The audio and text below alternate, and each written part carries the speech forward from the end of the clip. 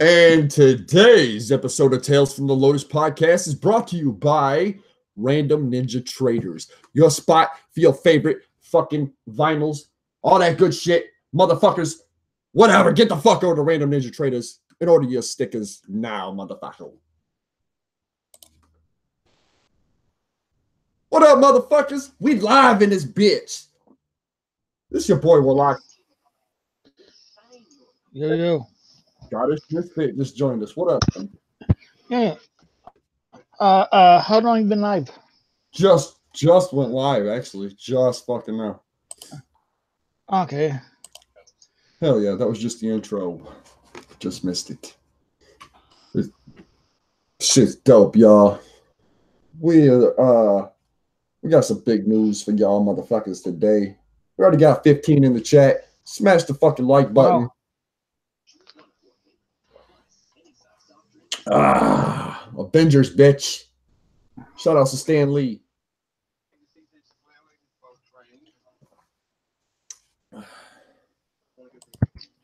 Hell yeah. I don't know where DJ's at. He ain't here yet. Oh, he's seen the message, though, so he might be getting out in a second. Yeah. Probably get his coffee or something. Down pale. What up, you fucking faggots? Oh, shit. What's up, Don Pale? Oh, shit. Shots fired. Hell yeah, that's the homie. Stonedhenge. Yes, sir. I was going to send you a text message, but I'm getting ready to send you a link, so be prepared for that shit. Be prepared to be entertained and amused. Only about 90 or so. Hell yeah. Hell yeah. Hell yeah. That's what's up. This is a large 3-topping pizza from Domino's. You can carry one out for $7.99 every day. This is a 3-topping pizza from Domino's. And now you Good comeback with.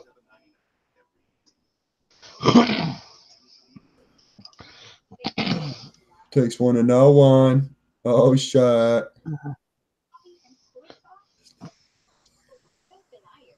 Hell yeah. Warloxide got bars, and I don't mean Xanax. Oh, shit, CPN. I don't want you getting off that quick, man. You might want to put us on pause for a minute. Yeah, really. Because you know once you see this face, boy, you're gonna be feeling a little gay. Hell yeah. Well, he's getting gay to one of Big Will's pictures. Oh yeah, he done did that already. Now he wants to throw hands with Warloxide live at the gathering at Hands 30. So y'all motherfuckers make sure you're there. We're gonna get them big ass fucking huge fucking boxing gloves and just go at it, yo. Or jousting. There we go, CPN. I challenge you to a jousting match. Yeah, that'd be an interesting watch. Hell yeah, it would. CPN having dreams of Fago silk titties. Hell yeah. Tales from the Lotus podcast plus RoxxTV. Hell yeah. Shout outs to RoxxTV. Big shots to RoxxTV. Smash on that motherfucking RoxxTV button and go over to their fucking channel and subscribe, motherfuckers. I'm on that bitch 3 days a week with the Wake and Bake. Plus, they have all kinds of fucking interviews, reviews, and news, all kinds of shit over there, man. You guys don't want to miss out. It's all underground music shit, yo. You're not gonna want to miss that shit. It's gonna be it's the next big fucking underground music source, news source, all that shit. Call Chuck? No, I'm not calling Chuck, man. Fuck Chuck. I'm all done with that shit, yo. I actually, your review sucks. Oh yeah? You think so? Actually, I thought it was pretty accurate. Yeah, it's pretty accurate in my eyes. You know what I mean? But it's a review, so it's opinion. So yeah, my opinion sucks. That's cool. Actually, that's exactly what Stonedhenge wanted to come on for. He wants to talk about it. And I don't know if you got my I don't know if you got my message, so here I'm gonna send you another one in Twitter just to be safe.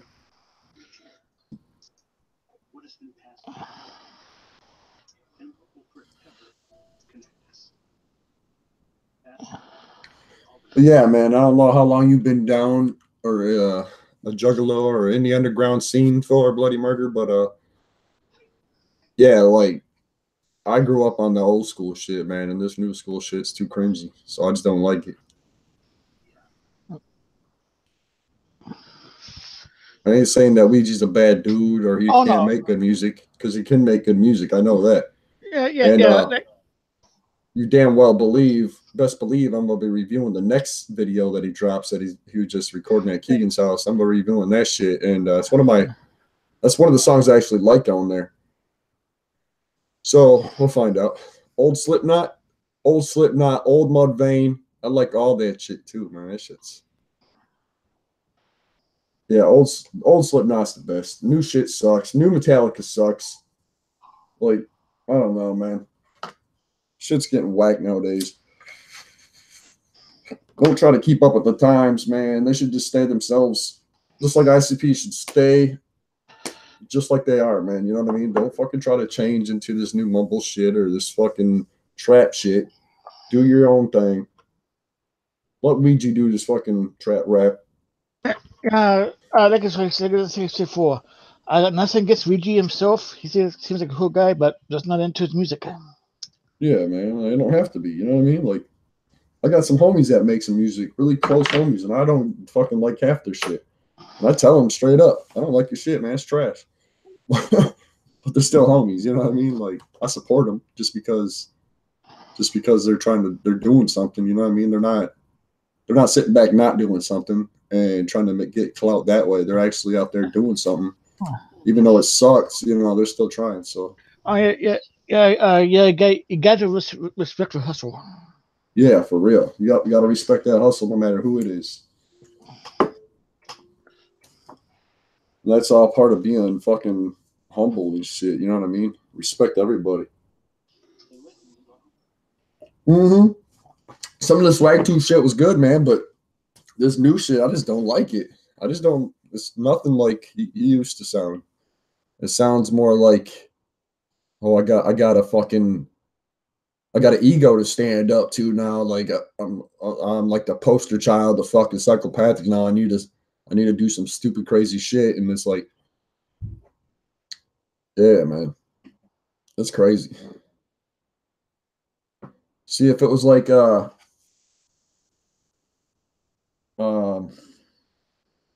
there's a difference between being a psychopath and being just fucking crazy. You know what I mean? Like, yeah, bro.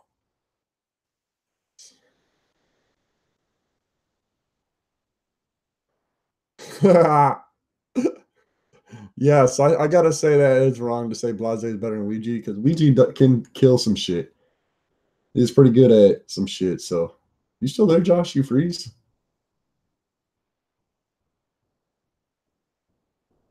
Scottish, you there? Huh, well, can't hear you. Your microphone's off, Scottish. Oh, he just dropped out, yo.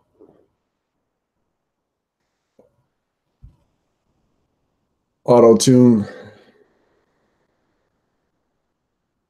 It's new sound. And yeah, man, like, hell yeah. Oh, there you have an opinion. No, for real though, man. Like, if you listen to music nowadays, motherfuckers getting lazy, bro. Like, old school rap and real rap actually have lyrics in it, man. Like, that's the difference between rap music and this trap shit. It actually has a meaning to it. You got lyrics to it. And if you can't come up with some dope ass fucking lyrics, I don't even want to listen to it. But they're getting lazy, man. Now you used to have 16 bars in a fucking verse, man. And now you got 16 bars in the hook, and it goes on and on and on. And you only got like maybe 4 to 8 bars in a verse, and that's all they're spitting. And then they're repeating themselves again. So that's like, you know what I'm saying? Like, what the fuck? there's got to be a cutoff point, man. Like you said the same shit over and over again. It's like listening to a fucking broken record. It's like, holy fuck, dude. The shit that is cool nowadays was back in the day was like having a broken fucking record player.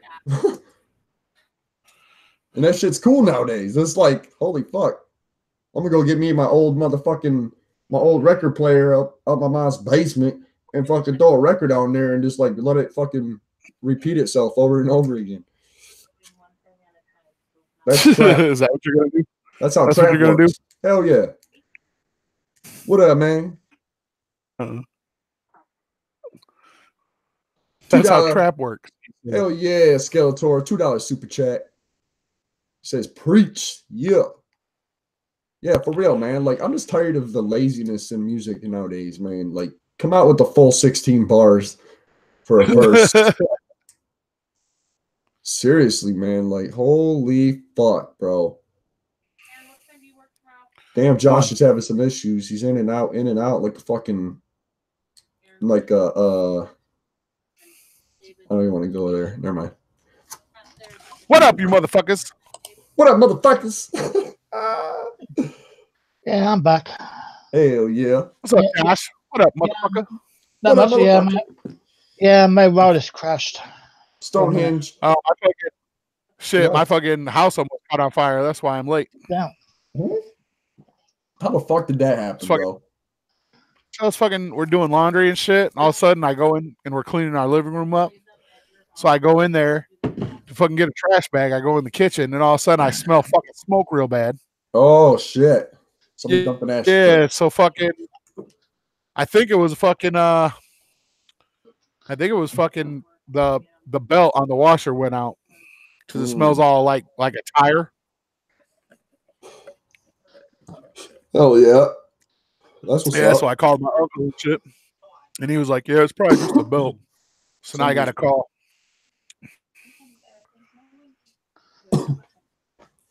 Huge fucking announcement for you motherfuckers. That's right. Extra fucking special guest coming on the show, motherfuckers. Somebody I idolized as a child. Oh yeah, y'all. I forgot. Idolized this man. I mentioned it to a couple people, and that was like under wrap people. But yeah, guess who the fuck is coming on, guys? I'm gonna give you one guess, 2 guesses, and the first one don't count, motherfuckers.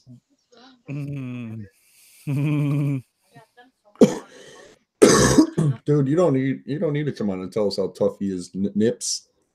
Just go stand next to him, motherfucker, and then you tell him how tough he is. We'll how tough who is? I don't have the chat booted up yet. It's booted up right now. Big bad wolf. This pepperoni Nips. Is, dude, I didn't even get a link when you went live the other day, bro. No, I didn't send no link. Yeah. I didn't think you guys would get on. Yeah. I definitely would have gotten on. Hell yeah. I just wanted to get on and like push the message out. So, see what I'm saying? Yeah. Oh yeah, there goes the fucking wrench gang. That's why I didn't even have my camera on. I don't think. Ready with the intro. Kill the searchlight. Yeah, right.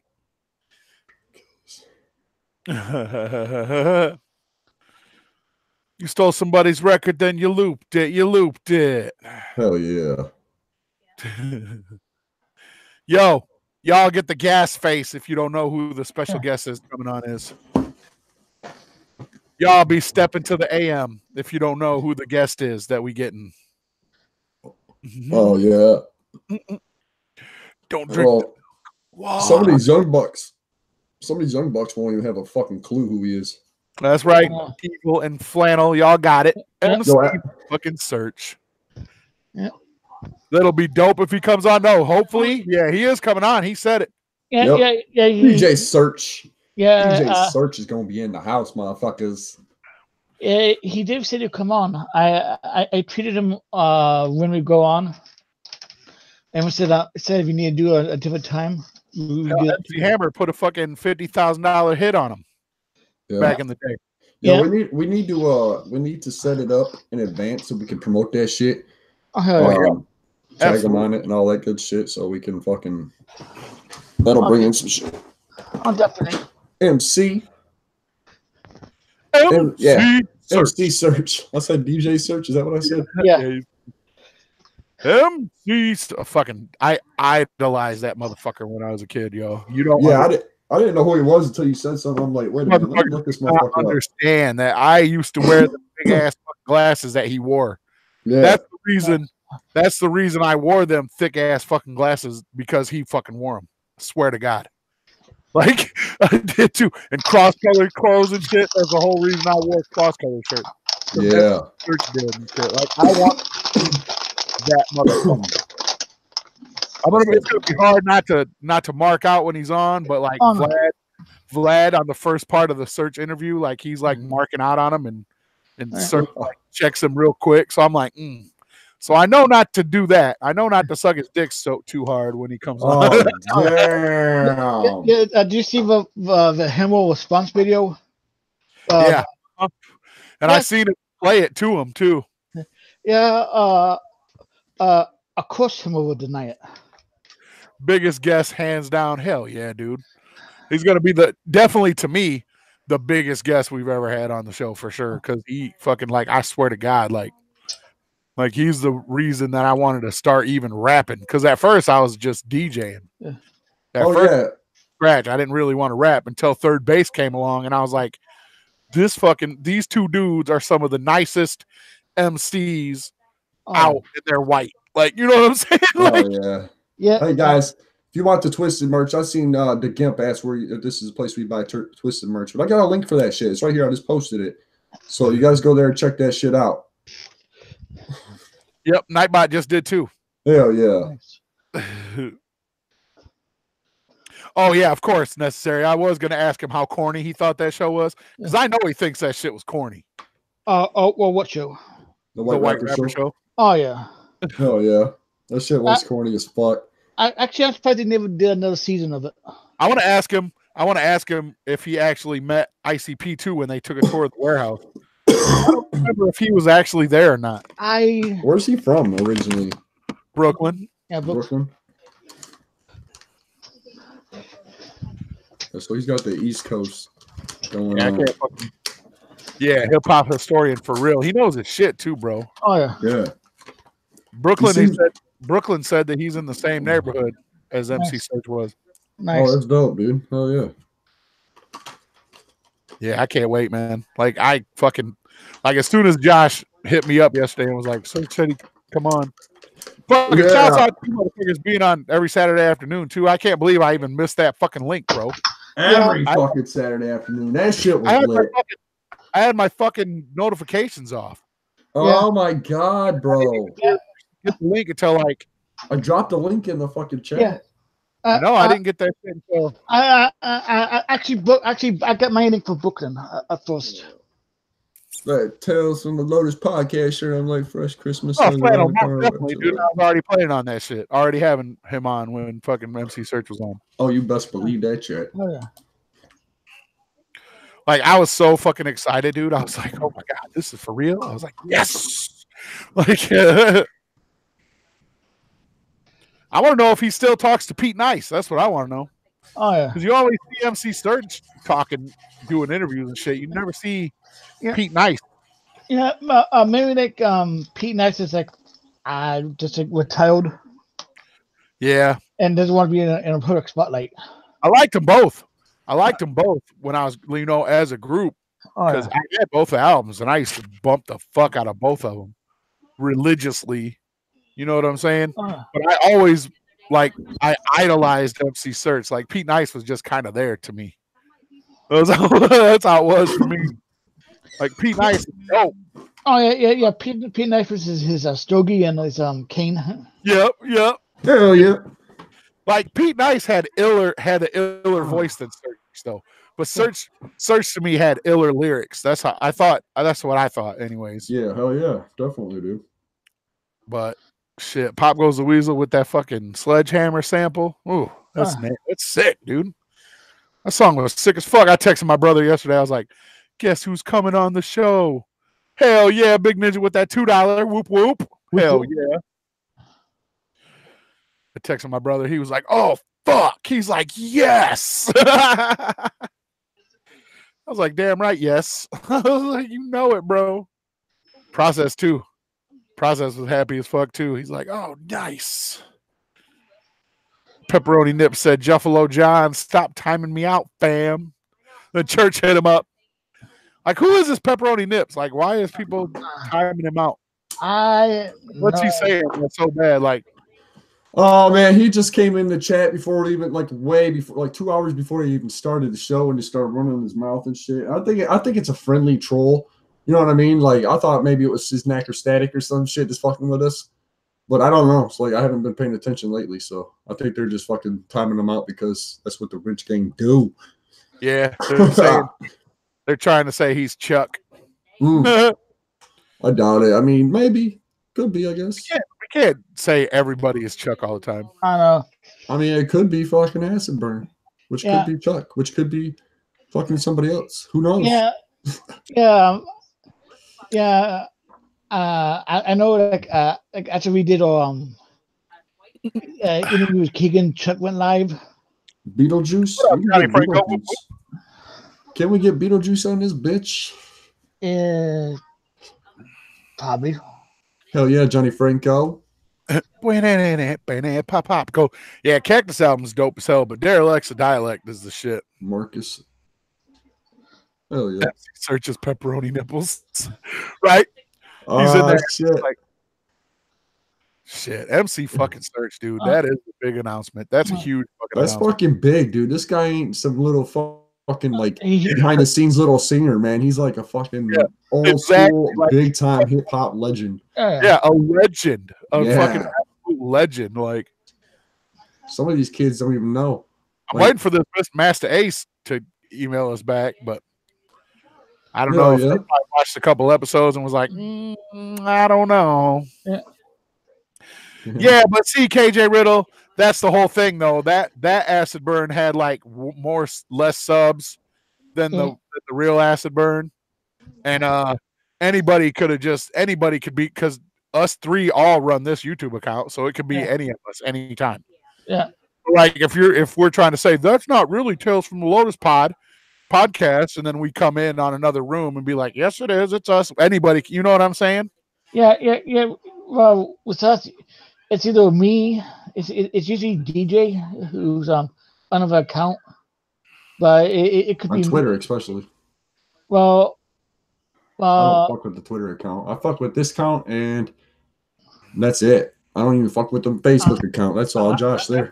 Yeah, when you talk to a Facebook account of ours, you're talking to me, but DJ is usually on a Twitter and on this account.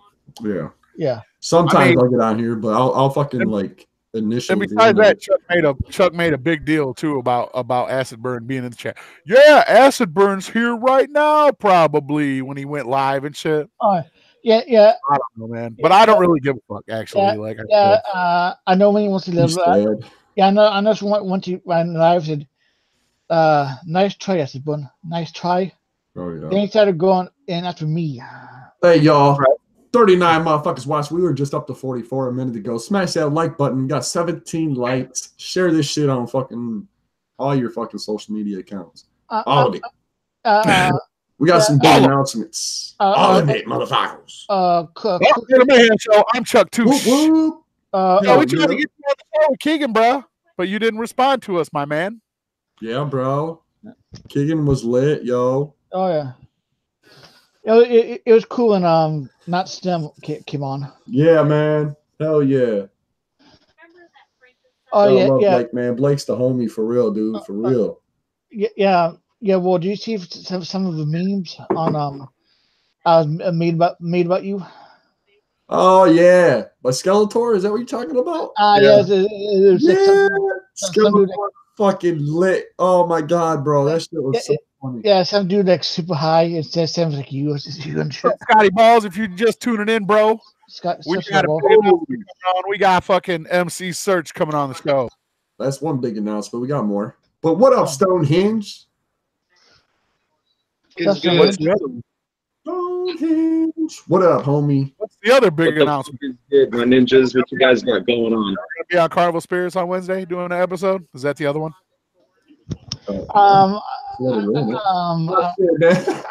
No shit, man. We just That's one thing we gotta talk about. Play off field is when we're gonna do the whole carnival spirits. I thought it was Wednesday at 3. It is Wednesday at 3 p.m. Eastern Standard Time. Peace out. So much love to you always, brother. Peace out. A lot of Lotus podcast. We'll be meeting with Thundercats, motherfucker. They're gonna collide, and you guys are gonna get a surprise. So, Nice. Hell yeah. But yeah, Stonehenge came on for a reason, guys, and he wanted to express some shit. So we're gonna let him take the fucking floor for a minute. I thought we was gonna actually have him do it to the person. Yeah. Oh, you want to do that? Yeah. Give me Child's Play Ninja. I want Child's Play Ninja. Sell down blue and have another big one. Oh shit. Cool short DJ. Oh, thanks, man. Yeah, wife got it for me. I like it. It's a little skeleton with a Warrior coat on. Yep, Child's Play Ninja's right here, fam. Waiting for that link. Hell yeah. Hell yeah. All right, I sent you a link in your Facebook, Child's Play. Is it hands 30? Hands 30 up in this bitch. Wait, no more big announcements till I finish packing this bowl. What's up, B-Clown? Good to see you, bro. What's up, B-Clown? B-Clown? Hey, Fresco. No, I don't know about the big announcement I thought we were announcing was MC Search. That's what I thought. I didn't know we had more. Oh, yeah. Takeover. We're on that bitch. Yeah. Sounds like it's hands 30 to me. Hell yeah. Uh-oh. Here he comes. Shit. It's hands 30 in this motherfucker. What's up? You try to catch these internet hands, Stonehenge? Let's do it. Let's do it. Oh, man. Okay, I got you, fam. What's up? All right, man. I just had a question about your comments you had about the RoxxTV articles the other night on your show. Right. First of all, let me go ahead and start with a question to Warloxide so I can get like the full spectrum on this real quick. Yeah. Warloxide, I've heard from a couple people that since your affiliation with RoxxTV, you've kind of changed a little bit and you've become a little bit Magic Ninja biased. What do you have to say about that? Like, No, can you confirm or deny that? That's definitely a lie. I'm not Magic Ninja biased at all. The old girl wrote a story about Twisted being the #1 group in 2018. I wasn't like agreeing with her. I was just defending the fact that she was being attacked. But no, I'm definitely psychopathic all the way. And actually, RoxxTV has set it up to where I'll be handling all the psychopathic stories, and she'll be handling all the Twisted stories, and then so on and so forth. There's other people who'll be handling other shit. So yeah, man, I'm definitely totally psychopathic side. But I'm kind of like, I'm not like trying to hate on Magic Ninja. You know what I mean? I'm not trying to start no beef because we're going to be interacting with these guys business wise. So, you know, I'm not trying to like hate on these motherfuckers like that and like make a bad name for myself with them. You know what I mean? Gotcha. Oh yeah. All right. So now that I got that out of the way, CPN, I was wondering, how did you like come to this conclusion that like RoxxTV is nothing but like a Magic Ninja glorifying machine? Well, first of all, most of their articles are either glorifying Magic Ninja or glorifying something else in the underground that just happens to be affiliated with someone with Magic Ninja. So that's number one. And that article that homegirl wrote sealed it for me because of the fact that everything she praised them for, calling them the #1 fucking duo in the country, blah, blah, blah, blah, blah, is all shit ICP's been doing for 20 plus fucking years. You know what I'm saying? It's like if everybody fucking, it's okay, it's like this. If somebody wrote a fucking article saying Better Call Saul is the greatest TV show on the fucking planet, completely ignoring the fact that Breaking Bad existed. You know what I mean? Like, it's like, yo, what the fuck? That's what Twisted is. They are ICP, the spinoff. You know what I mean? Like, that's Magic Ninja is Psychopathic, the spinoff. You know what I'm saying? And everything they fucking do, Psychopathic's been doing for 20 plus fucking years. writing an article and saying, look at all this amazing shit Twisted did, and acting like they invented the fucking concept of doing those things is fucking insane to me. So that's how I came to that conclusion. Right, I agree. I agree 100% with that, man. And like this girl's coming from I think Australia or some shit, and like obviously she don't have much like knowledge of what's going on here, but she like that's her favorite group. You know what I mean? And like like a review is like supposed to be 100% opinion. You know what I mean? I know she was kind of like putting some facts out there, or well, it's supposed to be facts, but I mean like she was attacked like it all happened on the Jugganati Facebook page, man. She was being attacked, kind of like why we took over the Jugganati Facebook page is because the JFL was attacking people because they had an opinion about Twisted and they like Twisted, you know what I mean? And then all of a sudden this girl was getting attacked the same exact fucking way, and I was like, yo, that's fucked up. Like she works with the same people I work with, doesn't mean I have to have the same opinion with her, you know what I mean? But like, right, that was wrong for her to get attacked by everybody like that and just like calling her a slut, calling her this. I'm like, damn, yo, like she just wrote a fucking. It's supposed to be. It's a review, so it's supposed to be opinion. You know what I mean? And I mean the way it was worded, it kind of sounded like she was trying to put it off as facts, but like, yeah, man, the attack was where I had a problem. Right. No, and I definitely understand you on the attack portion. I don't think that should be happening, but at the same time, understand like if you're going to put out an opinion, people are going to have counter opinions. You know what I mean? Like that's the beauty of opinions is everybody has different ones. There's people that have the same opinion, and then there are people that have different opinions, and so those different opinions are going to clash with these other opinions and this, that, and the other. So everything I'm saying right now, that's obviously my opinion on the situation, but I'm also using facts to back up my opinion. Where I'm saying, look, the fact is, Twisted didn't invent none of this shit. Everything they've done is in IC. They're still in ICP shadow. You know what I mean? No matter how fucking much they try to remove themselves from the situation and all that, you know. And so this bitch, maybe she doesn't fucking know shit, but I personally think that if people don't know shit, then that's part of being a journalist. You know what I mean? When you're writing articles, I don't write articles. I get on a show and talk shit. You know what I mean? I don't write fucking articles. Articles are supposed to have well-sourced quotes and well-sourced research and all this other stuff. And I know that's kind of foreign in today's world when it comes to articles and shit. People just like take a side and then roll with it and try to ignore all the other facts. But that's why it's in a public forum. That's why public forums allow other people to put in their input on it. So be like, hey, next time do your fucking research. Don't write a fucking article and try to tell everybody that look at all this amazing shit Twisted did, like they fucking reinvented the fucking wheel. You know what I mean? It's like some crazy shit. You know, where's the big old articles about everything ICP has done and is continuously doing? Where's the fucking articles about all the people that fuck with ICP? Where's the articles there? You know what I mean? No, everything on RoxxTV centers around fucking Magic Ninja and Magic Ninja affiliates only. Well, I mean, that's why we're starting the psychopathic section, and I'm going to take that shit over. Right. Yeah, that's. I mean, you know, Bob Rox is the manager of King Gordy, and he's signed with Magic Ninja. I think that's right. And I get that. I get the whole second article, but I don't get how you said you took these two articles and you put them both together. Read them both side by side. It looks like a Magic Ninja glorifying machine.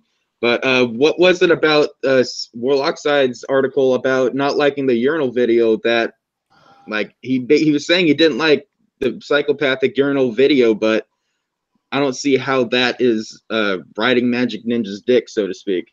Well, okay, so with the urinal video, are we satisfied on what my issues were with the Twisted fucking article? Yeah, I agree with that 100%. Okay, so when I say satisfied, I don't mean you agree with me. I mean, like, are we satisfied that we clarified where I'm coming from at least? Yeah. Okay, yeah. so we don't need to touch on that. We don't need to touch on that at the moment. So we'll go to the urinal video. I like my shit sectioned out, even with debates. Okay, so with the urinal video, the wording of why I didn't like it, why Warloxide didn't like it, and everything else. And I was sitting there looking at this shit, and I was like, yo, you just ripped this video apart. You just ripped this song apart. And like, I'm sorry, but like that shit is Juggalo beyond fucking Juggalo shit. You know what I mean? Like, come the fuck on. Like, have you ever been to a gathering before, bro? Like, pissing on girl's mouth is you know, like it's part of. I said before, Ouija Mac is pretty much the Juggalo stereotype. Like, to me, that's what his gimmick is. He's the stereotypical what the mainstream fucking population thinks of Juggalos. And to me, that's fresh. To me, that's embracing the shit. You know what I mean? Just like all of us wish that at a Head PE show, Jared would walk off stage mid-set and come out in that blue fucking skin suit and just do the dance. You know how satisfied? Just embrace the clue, fam. You know, and it's like, at the same time, like, that's what Ouija Mac is doing, as far as I'm concerned, is he's embracing that Juggalo stereotype. And so when you start asking questions like, what happened to the Juggalo world? What happened to Juggalo music? What happened to this, that, and the other? Like, a song like I'll fuck your bitch at your funeral, piss in her face, piss in her mouth, she a urinal. Those are not like beyond psychopathic history. Even back in the old school days, they said crazy shit like that all the time. Fucking Twisted has said crazy shit like that. ICP said crazy shit like that. Blaze has a song called Nasty. Yeah. Basically, he does a lot of worse, gross shit in that song than the urinal video or song could ever fucking comprehend. You know what I'm saying? Yeah. This has always been part of the Juggalo fucking culture as far as entertainment goes. So to ask the question, what the fuck happened to Juggalo music? I'm like, wait, no, it's the same shit. The style has changed a little bit. The style itself has changed a little bit. But as far as like the subject matter and stuff, it's always been there. You know, I think the style has gotten lazy, man. Like I said earlier, like it seems like we got 16 bar courses or bridge or hooks now, and we only got like very few verse lines. You know what I mean? So it's like they want to repeat the same shit over and over again just to fill in that gap that they can't come up with some other shit to write. Like when you're talking about the Blaze song, that shit actually had 16 bar course or verses in that bitch. You know what I mean? Like he actually had a whole song, and actually it was like, you know what I mean? That's like how the psychopathic feel used to be. Like ICP had these storytelling songs, and you could just get into the music. You know what I mean? And you love that shit, and it's like you could imagine that shit when you're listening to it. But now you listen to this shit, it's just like, what the fuck, yo? Everything's repeating it. Sounds like a broken fucking record player. You know what I mean? It's like I got love for Ouija regardless, because he seems like a cool dude from what I've seen and from what I heard. But like, I don't have to like his music and shit, you know what I mean? But this new video he's working on is gonna have a much different perspective on the review, because I actually like this song. You know what I mean? So I mean, but these are just like seeing here's the other thing when it comes to that. Like, people usually like to, it's the one thing I don't like about critiquing like a song or whatever. People take one song and they like, oh my god, and why did, and like, and instead of like realizing that's one song out of how many songs on an entire album. Not every song has to follow the same convention. I don't see what's so wrong with not following the classic convention of a rap song. And like, okay, we're gonna make 3 verses, all 16 bars with a hook here, hook here. It's cookie cutter, fam. Like, you ever seen the video by Axes of Awesome called the 4 Chord Song? Can't say I have. It's these comedian musician dudes, and they're basically talking about, we've never done the reason we don't have a hit song is because we never did a 4 chord song. Every hit song from the past 40 years have only used the same 4 chords. And they're like, are you serious? And he's like, yeah. And he starts playing the 4 chords. My life is brilliant. My life is pure. And then like, as they just keep singing different songs on the same 4 chords, and you start to realize, holy fucking shit, all these songs follow the exact same formula. It's fucking crazy. Like, it's like, my life is brilliant. My life is pure. My life is forever young. I want to be, for if I could, then I would. I'll go wherever you will, you know, and they just keep They just, can you feel the love tonight? You know, and they just do like all these different fucking songs. So when it comes to breaking up the monotony of an actual of what a rap song's supposed to be, I mean, that's called innovation in a sense. I mean, music has changed, you know what I mean? When I was listening, I mean, I was in fucking high school when Nelly came out, and at that time I was like, what the fuck happened to hip hop then? Yeah, you know what I mean? And now I know there's probably people now that will listen to this new shit and be like, I remember back when people like Nelly and shit were out, when rap was good.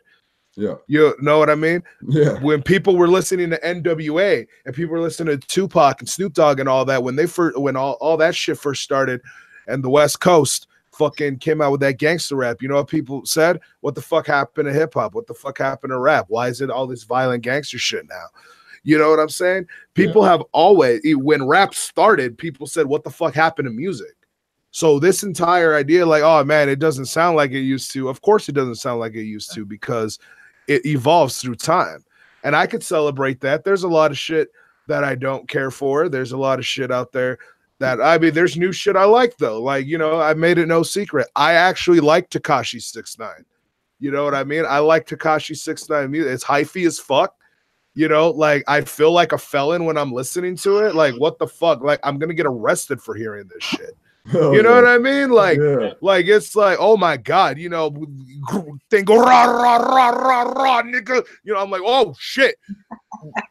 You know, my girl fucking hates it. You know, my girl hates when I jam Rack City in the house. I fucking love Rack City. You know what I mean? Like, it's Rack City's dope. But ICP's done shit like that too, even in the past, where they've just repeated the same thing over and over, and we thought it was fresh at the time. You know what I mean? Or I could take a song like In the Ha off of Beverly Kills. You know what I mean? It purposely doesn't rhyme. It's fucking retarded, and it was fresh as hell. It was the shit. I love in the ha, two dogs hanging in the motherfucking ha, eyes in the ha, use in the ha. You know what I mean? That shit is dope. There are twisted tracks where it's like they covered People Are Strange. They literally repeat the same line over and over, and People Are Strange. If you listen to rock music, like, do any of you like System of a Down? Yeah. Oh yeah. Okay. Yeah. Do you like the song Chop Suey? Yeah. That song repeats multiple fucking times. We Will Rock You. Almost the same type of repetitiveness. And so many others. If you look at the lyrics of a metal song or a rock song, like the lyric sheet is like real small, because there's actually not a lot of lyrics in metal songs, but they have the instruments, and it's the way the song's laid out. Repetitive lyrics is a thing in music. Yeah. Hell, just look at AC/DC. They put out the same type of album for years now. Right. But that's what I'm saying. Like the repet, like if you're gonna talk about like, when did being a juggalo become about pissing in girls' mouth? I'm like, yo, there's 20 years of music you need to go back and listen to that, fam. Because I could say, when did the juggalo become about going in your backyard and fucking a hole in the ground? You know what I'm saying? Like, when did being a juggalo being about, you got to stay with this bitch because she licked my asshole? You know what I'm saying? Like, dude, like it's been around. It's juggalo shit to me. If you're, the artistic side of it is gone, man. Like the lyrics, like that's what I listen for when I listen to rap music, is lyricism.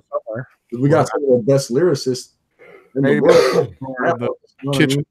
So I look for that lyrics, and it just wasn't there. Like, now when he did that shit on the Juggalo Love Cypher, man, that shit was fresh. There was actually fucking lyrics in that shit. And I liked how it was put together. I like his chopping. His verse on fucking Fago Boys is fresh as fuck. Yeah, Fago Boys. That shit's fresh too. Yep. Like, Necessary Evil makes a good point in the chat room. He says ICP says only we rap about fucking a beehive. You know what I mean? ICP said for years, we don't have any fucking talent. We ain't shit. Fucking, we're not on the serious shit. You keep it real. We're gonna keep it entertaining. What Ouija's doing is entertainment. You know what I mean? And the bit in that video, I thought that bitch in the white fucking suit was hot as fuck. Like, hell yeah, I would do things to her even if she was covered in piss.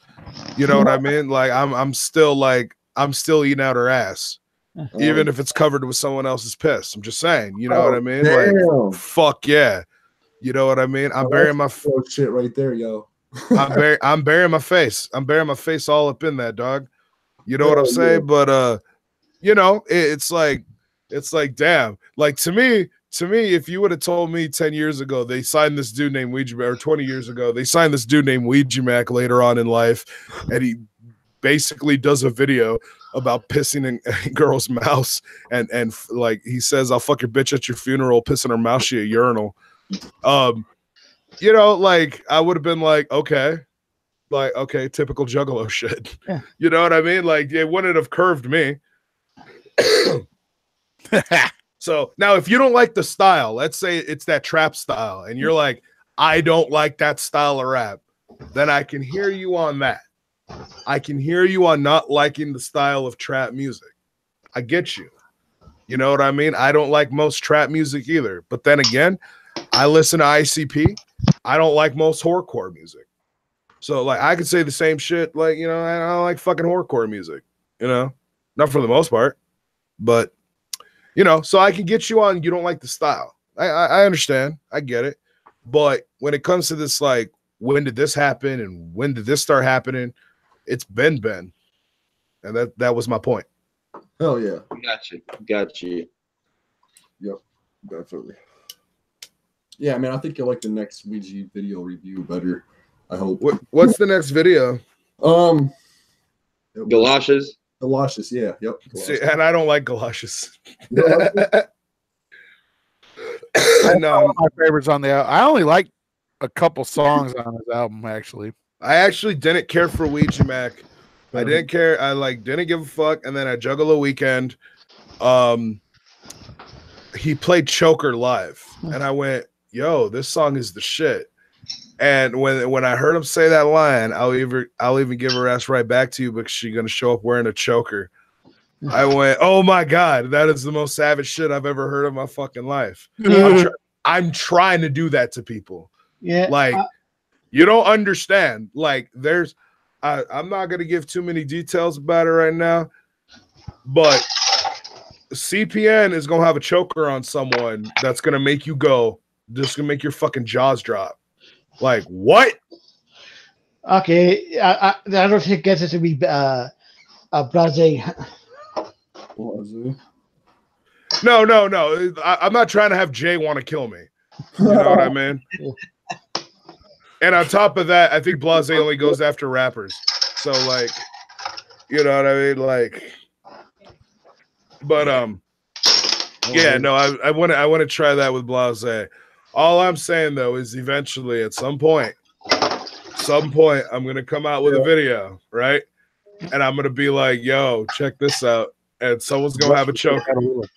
Stick you could put in there. Because it's not all there. Oh. I'm just going to do string to the fridge otherwise. I don't know. But if I do clear string. But oh yeah, I wanted to make a comment on that acid bird thing real quick. Yeah. I know you guys kind of touched on it, but I was talking to Discord the other night about it, and I was like, do you notice he's never fucking chatted in Chuck's shit until Chuck was like, I'm not acid burn, he might show up tonight. Yep, I said the same thing. Yeah, that was a little peculiar. Like, really? Okay. So the first time he shows up is when you guess he's gonna show up just to prove that you're not acid burn. Right. Okay. Absolutely.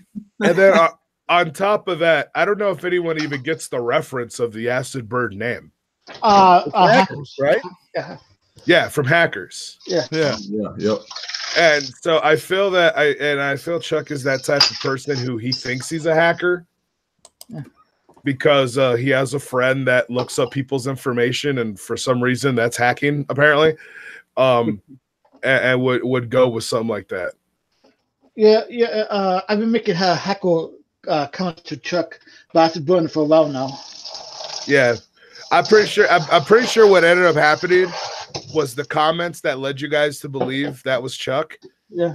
Chuck didn't realize he was logged into the Acid Burn account and was talking as himself. Yeah. And it was like, oh shit, I put this up as Acid Burn. My oops. You know what I mean? Because that happens. He also happens to people all the time too, as well. It was so related to what me and Chuck were arguing about on Facebook the day before that. Right. Oh yeah. I gotta say, man, that conversation you and Chuck had actually surprised the fuck out of me, though. Yeah, me too. Well, to one thing, I couldn't yell. I still can't really yell too much. I mean, like he wasn't yelling. Shit's healing. So, like, you know, what I'm saying? But I couldn't yell. Even if I wanted to yell, I couldn't. Oh yeah. Man, Chuck should have his mute button shoved up his ass, though. That shit was annoying. Yeah, that was bullshit, though. Yeah, when he was muting you for no reason, like, that was bullshit.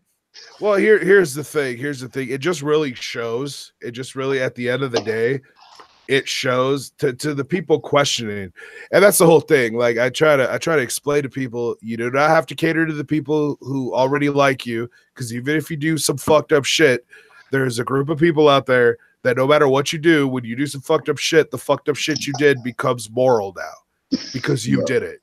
Right. You don't have to cater to those people. You don't have to cater to the people that hate you, because no matter what, the people that hate you, there are people out there that anything you do, even if it's morally good, now becomes bad because you fucking did it. The ones you got to cater to are the ones that are judging you based on your moral character, based on like how real you are, based on this. The ones that are questioning, you know what I mean? Those are the ones you got to cater to. And when you mute people and you do this and you try to stop the other side from being able to speak, all you do is show them that you're afraid. And they're a lot of times they'll automatically go with your opposition because of how fucking unfair you are. Right. So. And besides that, like, I mean, like, I really never had a problem with Chuck that much up until he started, I'm going to piss on your parents' grave and I'm going to make fun of somebody's stuttering problem that they can't control. That's when I start having a fucking problem with it. Like, call me fat, do whatever you want. You know, call me fat, say I live in a 1-bedroom apartment, you know, but do all that bullshit. But when you're making fun of shit and saying you're pissing on somebody's graves, that's fucked up. That is straight up bullying. You know what I'm saying? Yeah. Like, and that's where the problem starts with me. Like, bro, he's even come at me sideways before, saying I was molesting my niece and nephew, dude. Like, exactly. Because I would have had a problem with him saying that shit if I would have heard him saying that kind of shit. Like, you know, he did it on Facebook and stuff, and it was like whatever. A lot of people don't know about it because I don't fucking make big stinks about, oh, I was called something or he said this, whatever. It's like, fuck you. I'll just fire back, bitch, and then get you all mad. And then you could take my screenshots and go fucking everywhere with it. You know what I mean? Right. Yeah. So it is what it is, dude. Check what he fucked up about what he said to you about Wolf's dad's grave. That's just taking it way too fucking far. Here's the thing. He does stuff like that, though. I found out at the gathering this year he actually has done stuff like that to people. Like, he's just that type of dude. Like, I don't know what it is. He's got mental problems. The dude's damn near 40 and acts like a fucking 15-year-old who can't handle somebody disagreeing with him. But it is what it is. You know what I mean? Like, whatever. You know, if you're 40-some years old, if you're about 40 years old and you're still on the internet trying to prove how cool you are, I automatically am like, okay, dude, like, yeah, you need to go somewhere else with that shit. Yeah, really. But anyway, Stonehenge. I guess we got slightly off topic there. Do you have anything to add to that, or not to the Chuck thing, but to the articles thing of what I said? You pretty much covered it, man. I was just pretty much wondering how you could read those two articles and get that there was a magic ninja glorifying machine, because I mean it was two different articles by two separate people talking about two different things, and I just didn't quite get how you got to that conclusion. Well, so when I got to that, I kind of explained it on the show. I said, okay, look, we have one article talking about, look at what Ouija Mac did, when did Juggalos start doing this shit. But this has been happening since the beginning. And then we have another article. Oh, look at what Twisted did. Wow, they're so amazing. But ICP's been doing that since the beginning. So it's like, if it's something from the beginning you don't like, and it's on the psychopathic side, oh my God, what the fuck is wrong with this shit? But if it's something you do like and it's on the Twisted side, wow, Twisted are amazing. You know what I mean? So like putting those two together, I was like, yeah. And then everything else Rox has done and all that. And like, just what I noticed is everything about them seems to be, yeah. Hey, Church. Hey, Church is fucking deleting Nick Gurr. You can't delete Nick Gurr. Oh yeah, don't delete Nick Gurr. Yeah. No, there's no deleting Nick Gurr, Chuck. Church. You leave Nick Gurr alone. Yeah, he keeps it as a $2 super chat. Nick Gurr is on fire with him $2 super chats, fam. You do not touch Nick Gurr. Nick Gurr is non-wrenchable, fam. The look on James Church's face when his house burns to the ground is going to be funny, is what he said, though, is what Nick Gurr said. As much as I understand that, Nick Gurr is still untouchable, fam. He is the wrench. Oh, He did I wanted to put in like style. I can put in most of the RoxxTV crew, man, they're all fucking psychopathic. Which is, I mean, some of the writers, like you got Sid Jones, which is obviously he was Magic Ninja all the way. You know what I mean? I mean, even though they treated him like shit, you know, he still fucking repped their shit, and I don't understand that at all. And I don't know if you see my video the other day about how different fucking M&E and psychopathic is, what the difference is, and how psychopathic only reached out and showed some like love to the supporters and shit, where Twisted reaches out and like shows hate to their fucking haters. You know what I mean? Like that's the big difference, and I think that's like where M&E's going wrong. But yeah, man, like so yeah, most of the crew over there it's like psychopathic all the way. There's a few M&E fans over there, but that's it. Most of them are psychopathic, but the writers, like, I'm like the only psychopathic, pro-psychopathic over there, I think, as far as writers go. But the writers is what are giving you attention, what the attention is, though. You know what I mean? Like, yeah, I get that. Yeah, like a lot of people. I bet you there's a lot of people out there that think that I don't have any Juggalo homies that are fucking huge Twisted fans. Right. And like that couldn't be further from the truth. I have fucking homies that I've been going to shows with fucking since I was a teenager that are more on the Twisted train than they are the ICP train at this point. We still kick it. We still party. We still do whatever we do. It has not affected our friendship. Right, like one fucking iota, you know. They've seen my videos and they're like, dude, you're a fucking asshole. And I'm like, is that a surprise? That's the thing is, though, they know me. You know what I mean? They know me personally. They've known me since middle school, even before we even got in, like beginning of middle school, before we even got into this shit. Some of them got into this shit because of me. Yep. I got a lot you know, I've had one homie like, yo, go with me to this next Twisted show. I'm good, fam. You know what I mean? Right. I'm good.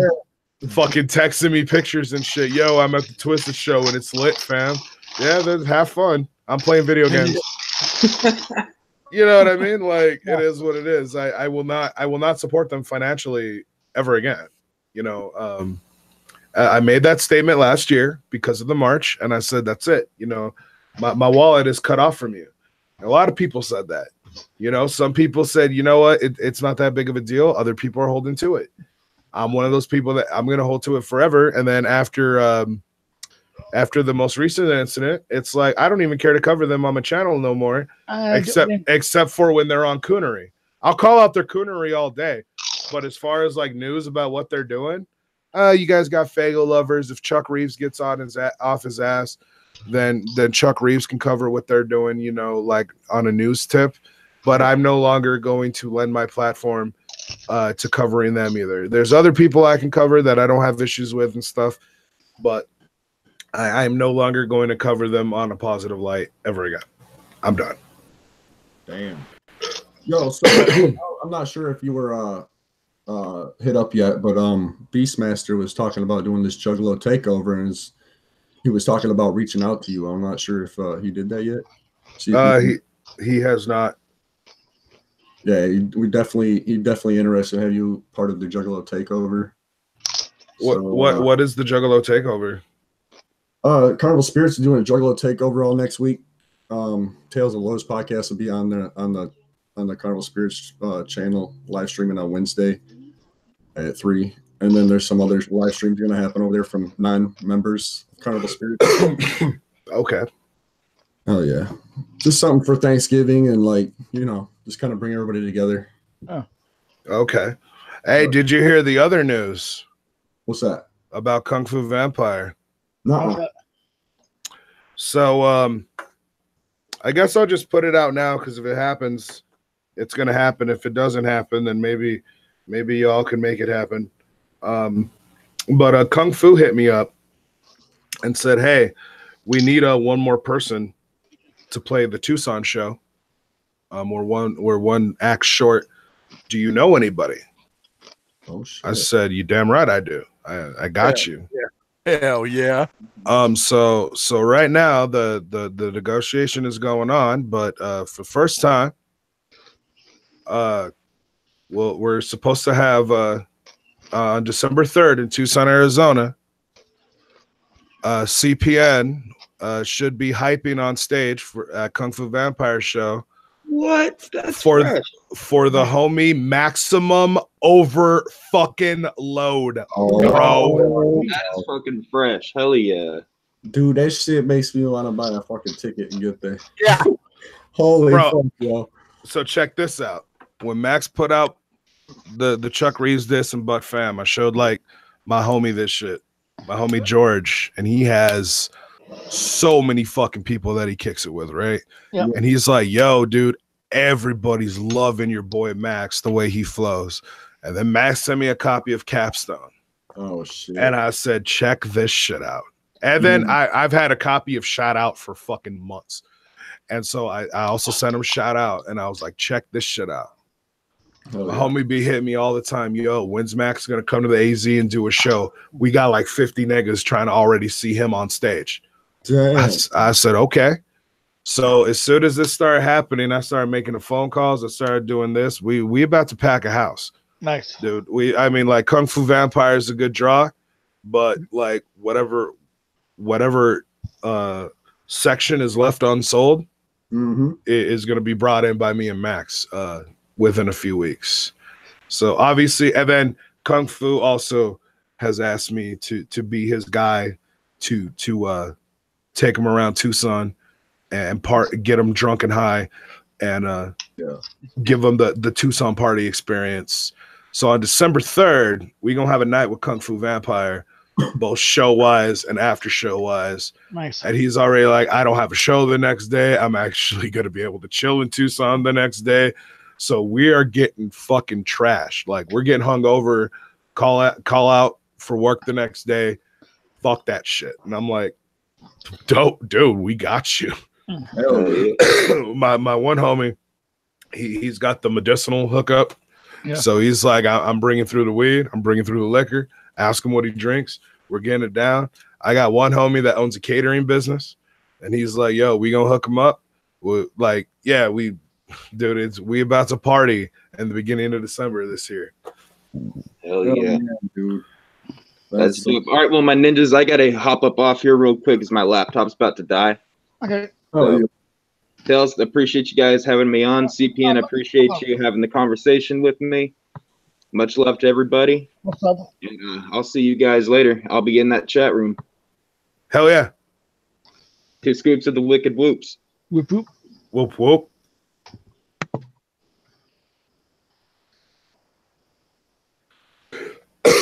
But yeah, so that's going down. So there's your other major announcement.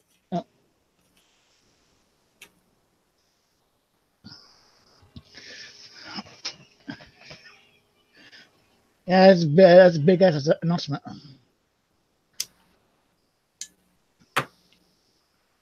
When you guys have Homeboy on here, I'm gonna come in trolling hard. You know that, right? Oh yeah. I'm gonna be in here like Vanilla Ice, bitch. Fuck you. Pop goes nothing, fool. I'm just kidding. I'm not gonna do any of that. Of course, you know that will be somebody actually trolling the chat rooms. Well, obviously, people are always trolling. Oh, Yeah, what's up, Pepperoni Nips? You want the link or what, man? He can't because it's Chuck. He's like, I can't, fam. Every troll is Chuck. That's how it is. or inspired by Chuck. That's the new Damn, Wolf be going crazy though, fam. Oh yeah, sometimes, huh? I mean, hey, he's I don't know what it's about now. Something to do on his videos being fucking blocked or some shit. See, like Wolf and everybody else needs to understand. Chuck Reeves is like Pennywise the dancing clown, where like he feeds off your fear. Like Pennywise feeds off your fear. He's wearing the dress. And the dress, yeah, but he feeds off your fear. You know what I mean? It's like, why couldn't you kill Beverly? Because she wasn't afraid, and neither are we. You know what I mean? And Pennywise is scared of the Losers Club. You gotta, but like Chuck tries to feed off getting people enraged and stuff. That's why Chuck has not been able to kill me, Right. in a sense, because I just sit there and smiled in his face, like, oh, you want to play this game, my dude? Hell I yeah. got you. Like I'll put it to you this way: the first night Chuck tried fucking with me, brought all his people to my page to harass me. Within 2 hours, I had Chuck like, this motherfucker, I want his life. Like, yeah, what's up, homie? Yeah, you came at me on the internet. Oh, yeah. that's cute. I got you. You know. Well, he only had like maybe 1,000 subscribers at the time, if that. No, he had like 200. 200? Oh yeah, that's what blew him up because your fucking show. Well, I was gonna say CPN's the reason he blew up. Right. Damn, Well, yo. In one of the first Facebook videos, because he was making Facebook videos at me, he said, I understand why you be afraid to debate with me, because just one debate with me and you're just gonna go away. No one's ever gonna listen to a word you have to say again. And I want to make this video where I put that quote and be like February of 2017 and then show December of 2017. I never want to hear the name Child's Play Ninja again. Yeah. Yeah, motherfucker. Fuck you. You know what I mean? You know, like, if you're going to bully me on the internet, you got to come stronger than that. Way stronger than that. You know what I mean? Yeah. Like, there are people out there who have bullied people on the internet, and those people do not have a lot of how to deal with internet bullshit experience. Yeah. I've been getting told to go fuck myself on the internet since 2006, and since 2007 when I was putting out YouTube videos. But prior to that, I was a fucking troll before troll was a word.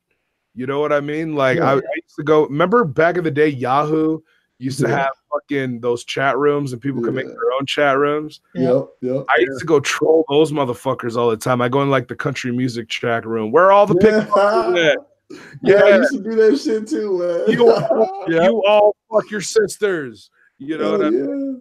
I remember the day after Virginia Tech happened.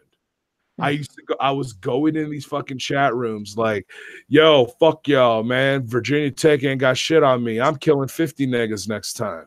Oh, you know, like, yo, that is so fucked up. Fuck you. I'm gonna Virginia Tech Columbine and 9/11, all you motherfuckers. And dude, I would have people fucking enraged, dude. It was the funniest shit. And I would purposely find like pictures of like fat dudes, like with like dirty wife beaters on, and put them as my profile picture. So everyone thought that was me, and like they just fucking go at me. You know what I mean? It was hilarious. Oh yeah. So, you know, I used to have, and even before that, remember party chat lines you call in? Yeah. I used to be one of those motherfuckers that called in, fuck you, you ain't shit. Hey, what's up, girl? You sound hot. I'm going to show up to your house and fucking rape you. You know what I mean? Like, we used to do all types of shit. And before that, there was prank calling. I used to prank call all the fucking time with my boys. Yeah. We did that shit all the time. I caught some heat for that shit once. We used to prank call. No, see, we prank call from payphones.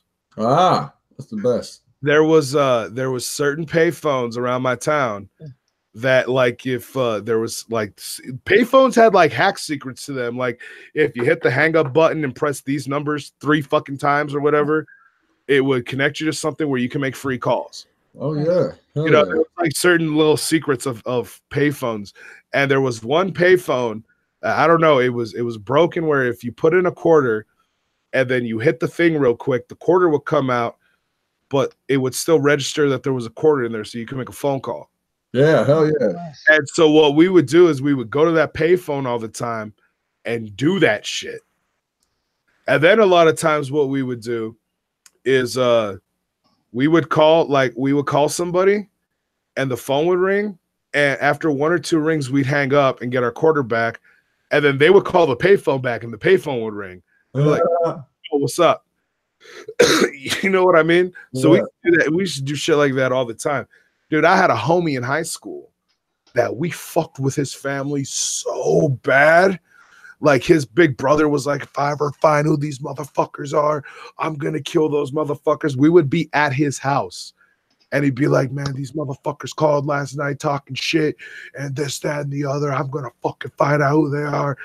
And bro, like there was like shit went down in his house because of what we did, right?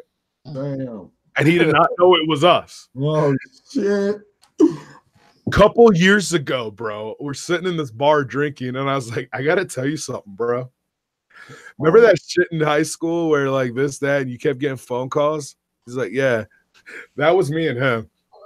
What? Oh, yeah, man. that was us. Remember the payphone? Remember the library? There's that payphone down the corner of the block. Yeah, it was always from there. Always from there. Yeah. Oh, shit. What the fuck? He was like, you didn't know what to think about it. He was like, do you realize what you caused in my house? They're like, yeah, it was fucking hilarious, wasn't it? Oh, shit, bro. That's great, man. I mean, he's still cool with us, but like, you know, it is what it is. Yeah, yeah. You know, and then my boy's like, why'd you fucking tell him? What's he gonna do now? Right, yeah. Like, Yeah. Yeah, it's been so many years. He's probably come down from it. What's his big brother gonna do now? We're bigger than him now. Oh yeah, dude. But you know, so like when it comes to shit like that, it's like, yo, like you better come at me harder on the internet if you think you're gonna be the guy. Yeah. You're not gonna be the guy, I promise. Yep. Damn, man, I should have came on and fucking like argued with you about something, man. I would have blown the fuck up. Damn. You should have what? Like the fucking golden ticket, homie. I should have came on a Chuck show that night, Warloxide. No, I look. Beef with CPN is not the only way to fucking blow up in the fucking Juggalo YouTube community. Look, fucking everybody knows who you guys are now. Yeah. Like as far as okay, look, I like to say this: there's levels to the fucking audience, right? Yeah. Once you can catch the core, which if you look at the chat room, there's names you're gonna see in my chat room, in Crazy's chat room, in your chat room. Yep. There's a bunch of these names. A lot of them are Jugganati at this point. You know what I mean? You know what I'm saying? There's the core, and the core is about the community. Then there's the extension. Okay, you guys have some. Once you get the core, that's when you start getting the extension and shit. You know what I mean? So like, all you got to do is catch the core. Once you catch the core, then you start doing shit, and the core will help you get the extension. Hell yeah, that's the shit. I've explained this to Crazy multiple times. I used to sit on the phone with hours for Crazy. Like, this is what you need to do. This is what you need to not do.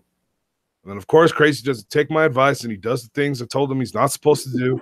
And then he calls me, dude, why is this not going the way I wanted it to? Fucking told him, asshole. You know what I mean? Oh, yeah. That's the shit, dude. Yeah, man. Like, I seen you come up. You didn't come up off a Boy Blues Nutsack or nothing, so that's dope. Oh, fuck no. Fuck no. Well, Boy Blue, I don't even know how he got where he was at. I mean, he used to have some good content, but damn. I'll tell you how he got where he used to be at, because he ain't there no more. Right, yeah. Oh, no. True. I remember I actually had this argument with Wolf. He was like, Boy Blue's not a has-been, he's a never was. And I'm like, nah, he was a was. He I'm was. telling you, Yeah, he was. actually was. Yeah, like I'm not gonna say he. Oh my, hold the fuck. Ooh, oh my god. I'm sorry. Your I'm glasses. on this Facebook. I'm on this Facebook group called Sexy and Nerdy. Yeah. And it's these chicks cosplaying different cartoon characters, and ooh, Lord Jesus, Oh, gee. Lord fucking Jesus, man. Ugh. Anyway, sorry. So I don't know if anyone's ever caught this, but I'm legitimately, I think it's an actual problem that I might have to go to AA meetings for or something. Like everybody appreciates fine chicks.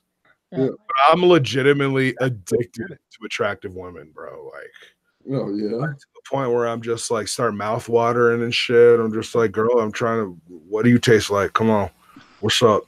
Just get once. Just come on, let's do this. Then you get drunk and make bad decisions. What the fuck, man?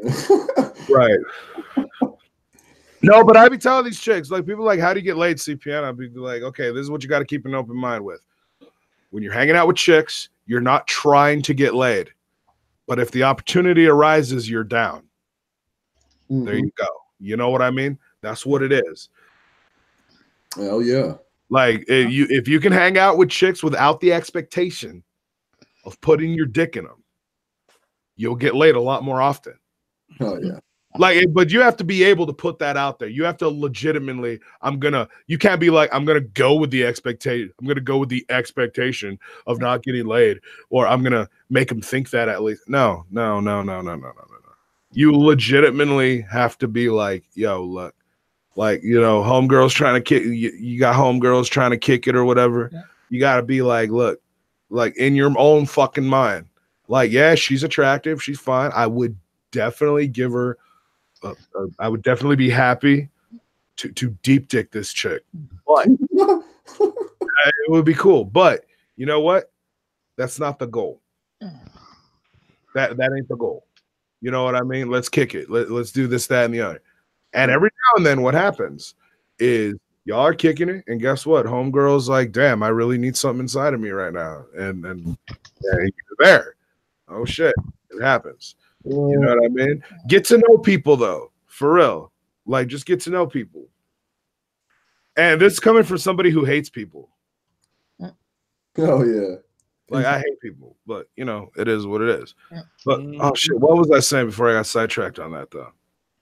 He was talking about Boy Blue. Yeah. Oh, Boy Blue, yeah. So I was like, yeah, no, he was a was. Yeah. You know what I mean? Like Boy Blue was the man.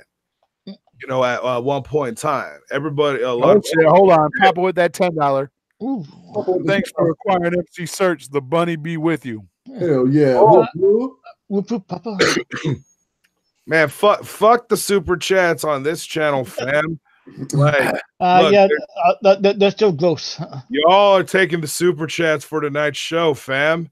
No, but anyway, there's only so many super chats to go around. No, but anyway.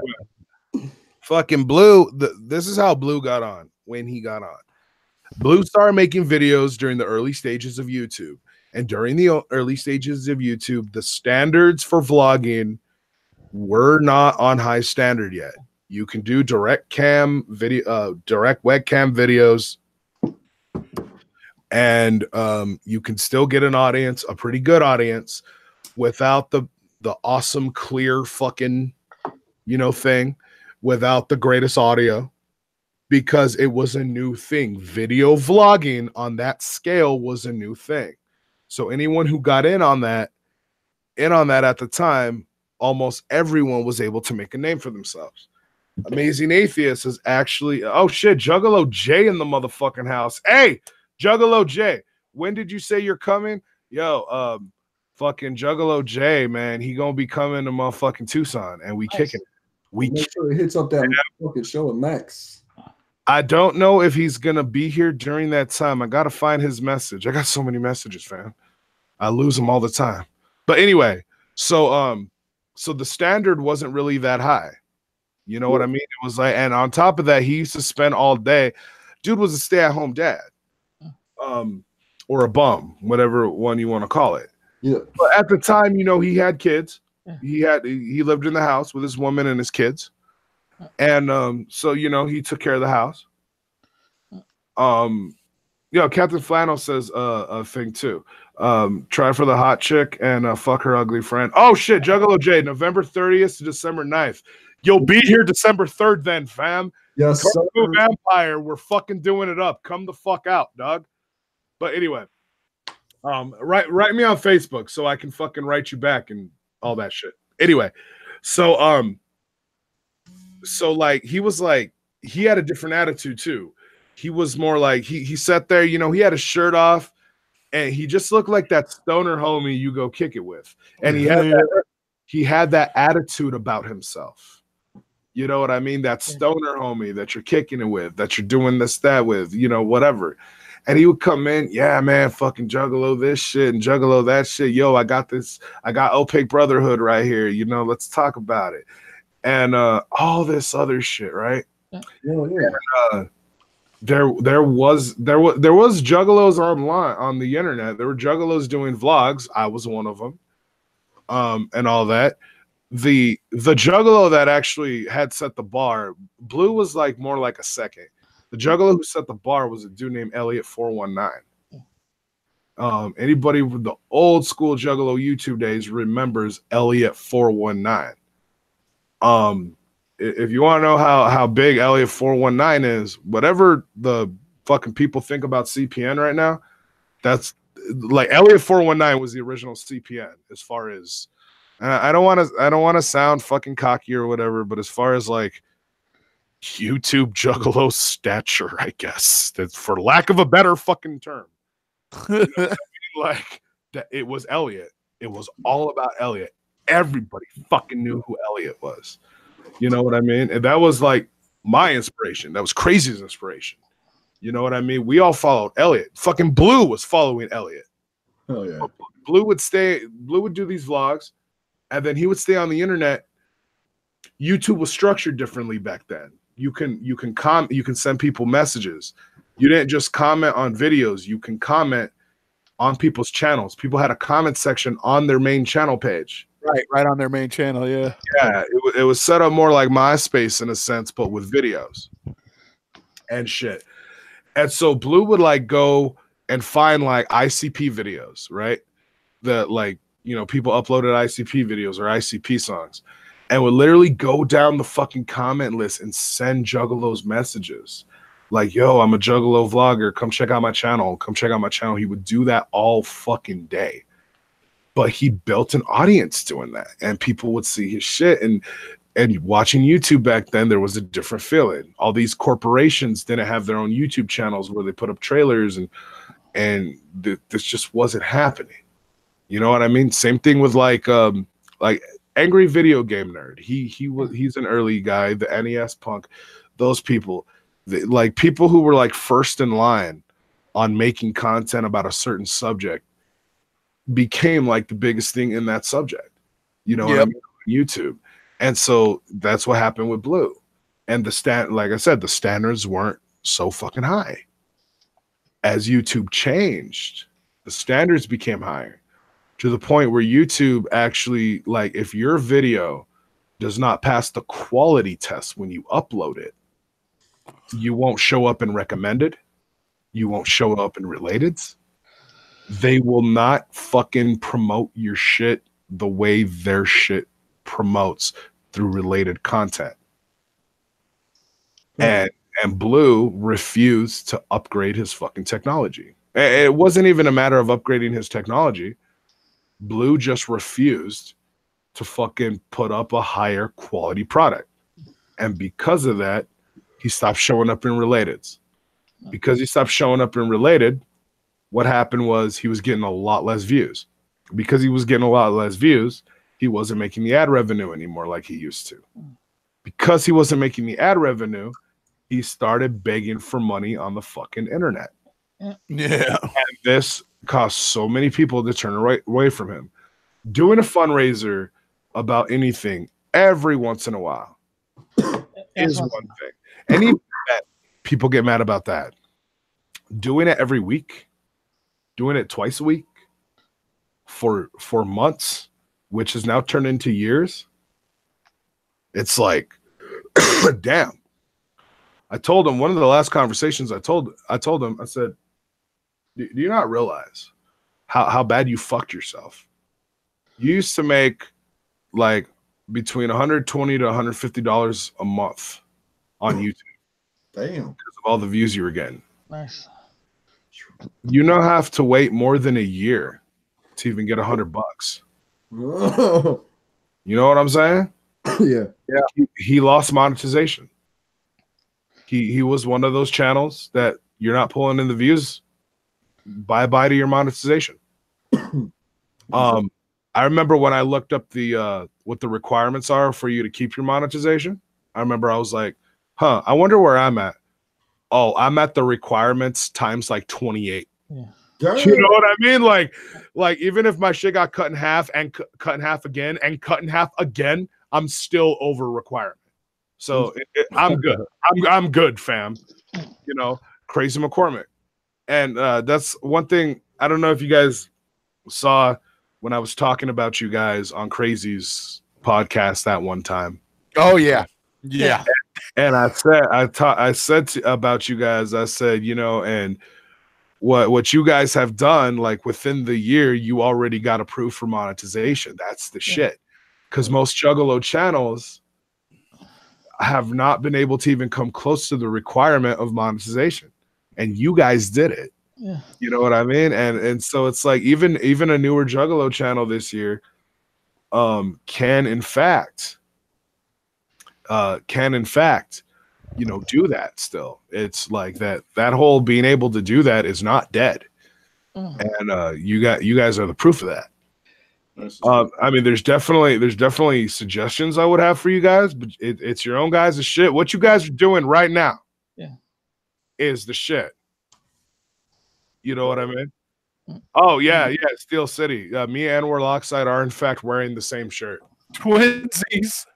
Except I'm pretty sure on the back of Warloxide shirt it says Warloxide. Yep, sure does. Yeah, the back of mine says Child's Play Ninja. Hell yeah. Thank you, Wolf. But yeah, bro, like that means a lot coming from you, man, especially because like definitely. you know what I mean? Like, yeah, we just try to do our thing, man. We see like we seen I know what you, because you've like talked to me about how to do shit, and so it's Crazy learned from you. So like shit like came together, and I knew what you were talking about, like Carnival Spirits was missing and shit like that, like having random people on, and like that's why I was like influenced by, like, yeah, man, we can do that shit. We can bring smaller, like not like just regular people on, you know what I mean? Like, and then we can bring bigger people on here and there, and yeah, we just want to give everybody a spotlight minute, you know what I mean? That's what it's about.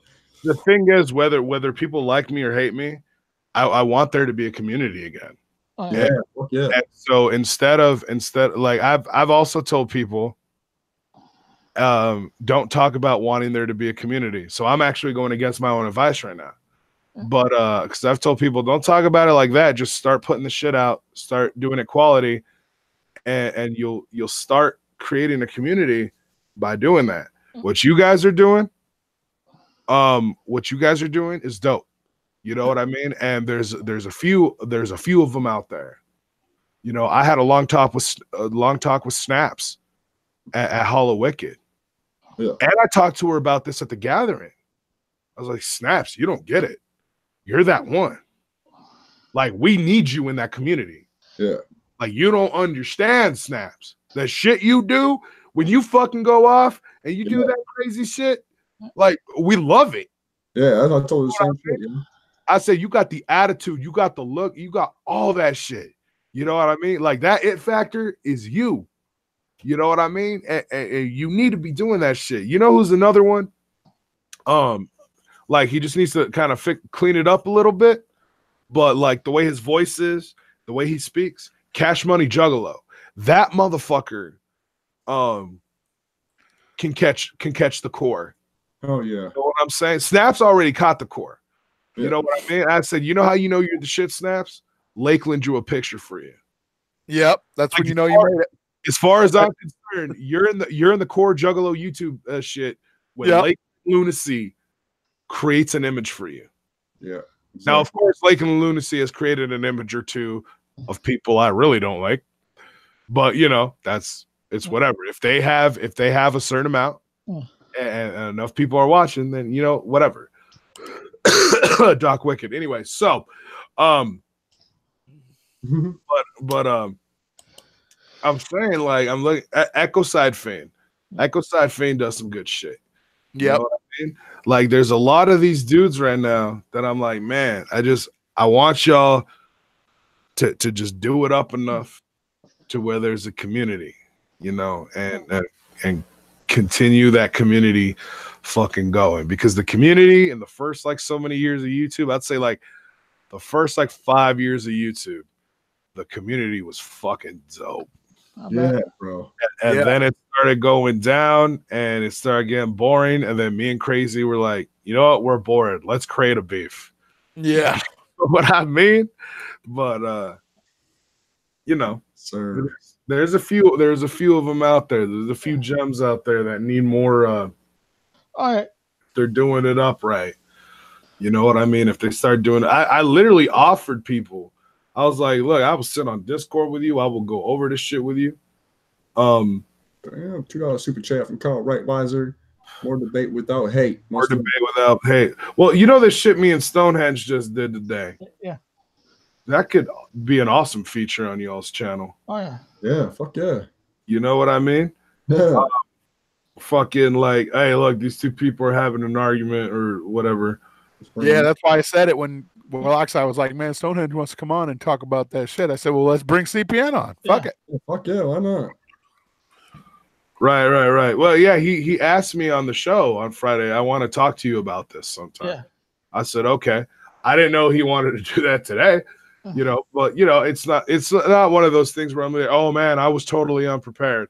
Like, I feel what I feel and I should be able to defend myself or at least explain myself. You shouldn't have to work on your explanation and be prepared to explain yourself ever. Right. You know what I mean?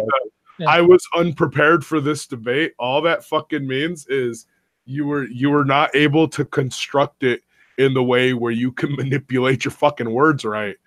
You know what I mean? Like, I don't know. It is what it is, bro. So anyone who says bullshit. How did the blue beef between you and him start? So with me and Bloom, what ended up happening, there was another dude here on YouTube. His name's Whiteboy334. Yeah. Mm-hmm. The fucking homie, right? And me and him were talking about doing this thing because YouTube used to have a feature called collab channels. Yeah. And the way collab channels worked is it would be a channel and there was 16 sections and you can add other people's channels to that channel. When somebody subscribed to the collab channel, they subscribed to everybody that was in that slot. Yeah. On top of that, if you put somebody's channel on there, they had access to post videos on the collab channel. And there was a couple other groups of like bigger YouTubers in the mainstream YouTube section that were doing stuff like that. So me and White Boy were talking about, yo, we need to have a Juggalo version of that. And so we were like, okay, blah, blah, blah. And we'd be talking about it. So one day, me and White Boy were on Blog Talk Radio, and that got brought up, and Blue was in there. And he goes, yeah, I've been thinking about the same thing. And we're like, oh, yeah? Well, like, he's like, yeah, man, because this, that, and the other, and all this other shit. And we're like, okay. Well, like, fuck it. Let's do one. Let's do it. And it was like, yeah, let's fucking do it. And we're like, what are we going to name it, though? And Blue goes, well, on MySpace and on Facebook, I create these groups. I have these groups. And the groups are just called Juggalos Online. So we can just call it Juggalos Online. All right, yeah, that works. You know what I mean? Like the YouTube edition. Yeah, we got you. All right. And so it's like, okay, who's going to do what? And Blue comes and goes, Blue goes, yo, I just registered the email and the channel. And White Boy was like, oh, I was doing the same thing. Well, I guess that steps out. And so we sat there on Blog Talk Radio and created Juggalos Online and then started talking about who are we going to invite to this. Well, who are all the top ninjas of Juggalos online? Obviously, Elliot419 was one of them. There was a few others. Elliot declined. He was like, I don't want to be part of that. But like Twisted Ash, which was my suggestion, even though she didn't like me, even though me and her had some beef, I was like, people still watch her. She still has an audience. She can be part of the thing. So it was me, Blue, White Boy. We were the first three, and Twisted Ash, and then we hit up other people. We got the 16 slots filled very quickly. Very fucking quickly.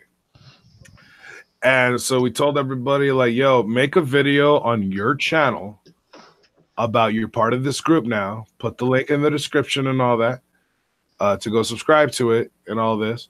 And whatever, like, decide what kind of shit you want to make for the channel. And then we'll work out a thing like you make a video, and then this person makes a video, and then this person makes a video, and stuff like that. And so everything was going, and then a bunch of people once everybody made their videos on their own channels, we then told everybody to, like, on this day you make a video, on this day you make a video, introducing yourself to Juggalos Online and what you're bringing to Juggalos Online. Okay. And so what happened was, when they did that, all the people, like, let's say all the people who were subscribed to Twisted Ash that came over to Juggalos Online, all the people that were subscribed to me that came over to Juggalos Online, like, let's say they didn't hear about this other dude. Well, now they're all on Juggalos Online. This dude uploads a video. Now they're hearing about him. You know what I mean? And it was this whole, like, big group thing, and it blew a bunch of channels up. You know what I mean?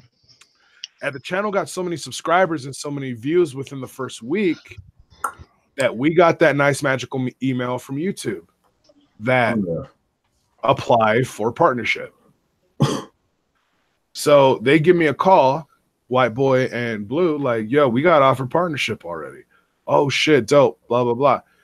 And it's like, we're gonna need how to figure this out. So I was like, let me call you back in like 20 minutes. I got on my Excel. I know how to use Excel. Piece of advice for anybody: if you learn how to use Excel, you can make a lot of money.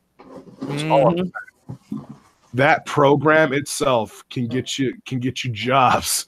If you fucking on a resume, I am proficient, advanced in Excel, basically in Microsoft Office, you can get jobs that, like, starting pay is $20 an hour and up. Oh shit!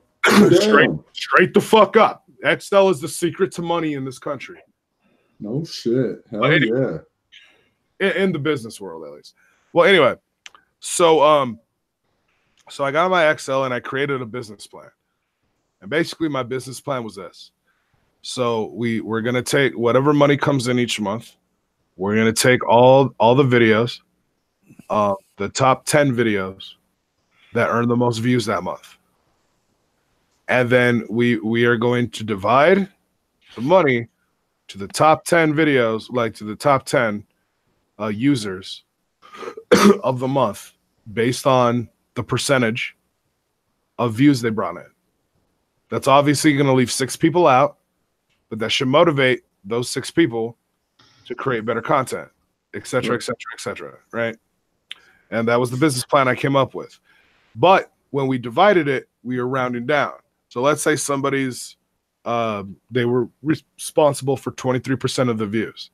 We were going to give them 20%. Where did that other 3% go?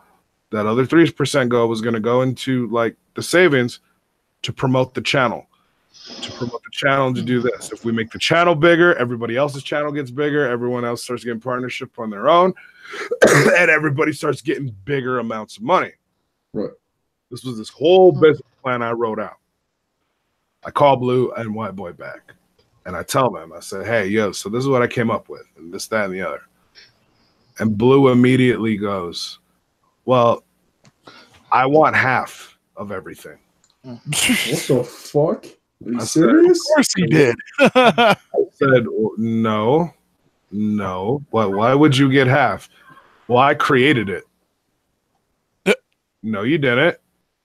Yeah, I did. I'm the one who registered the channel. Oh my Motherfucker, God. that takes 5 seconds. This was not a white boy's idea that you jumped in on. What are you talking about? Sound like somebody else You right know now. what I mean? Yeah, I know. So then he started going off. He started going online and all this other shit. And so what White Boy did is when you had a partnership offer, you can click not right now, yes, or no, and don't ask me again. White Boy just went into the email and clicked no and don't ask me again because Blue was already getting stupid. He started fighting with us over this wanting half shit. Right. And I'm the boy Blue, god damn it, and blah, blah, blah, and all this other shit. Like, So basically what I ended up doing, and I told him, I said, Blue, let me ask you a question. Are you really going to tell the other 13 members of this channel that you're taking half of their fucking revenue that they fucking earned of viewership? And he goes, well, we don't have to tell them. Oh, so you want to fucking sneak scam these fuck you, dude. And so that's when the first shit started happening, right? Yeah. What me and White Boy did, we were like, this is what we're going to do. We're just going to like stick around. We're not going to fucking do anything to him, but we're going to stick around and just watch him and make sure he doesn't scam anybody. Right? Yeah. So that's what we did for a while. And then what ended up happening was the motherfucker gave the password out to a fucking hater because he was drunk and retarded. Of course he was. And the whole channel got deleted. So I was like, okay, well, whatever, that's over. So he created another one, right? And when he created the other one, it was solely him, and he started getting people to be in on it and stuff. And in a video, I was responding to Spike and this other dude, Hobo Juggalo. Okay. Because of some shit they were saying about how they were around during the beginning of Juggalos online. And I was like, no, you weren't. No, you fucking weren't. You were not. What the fuck are you talking about? You know what I mean? Because they're talking about the new one. And I was like, Juggalos Online was started by 3 people. The Boy Blue 91982, Child's Play Ninja, and White Boy 334. Those are the only 3 people in the world that can say they were around at the beginning. I remember White Boy 334 for sure. Yeah. Like, as soon as you said that name. That was just one part of the video that I said. Blue took offense to that and started like, fuck that, and CPN's trying to make fame off my name and this, that, and the other. This was my creation.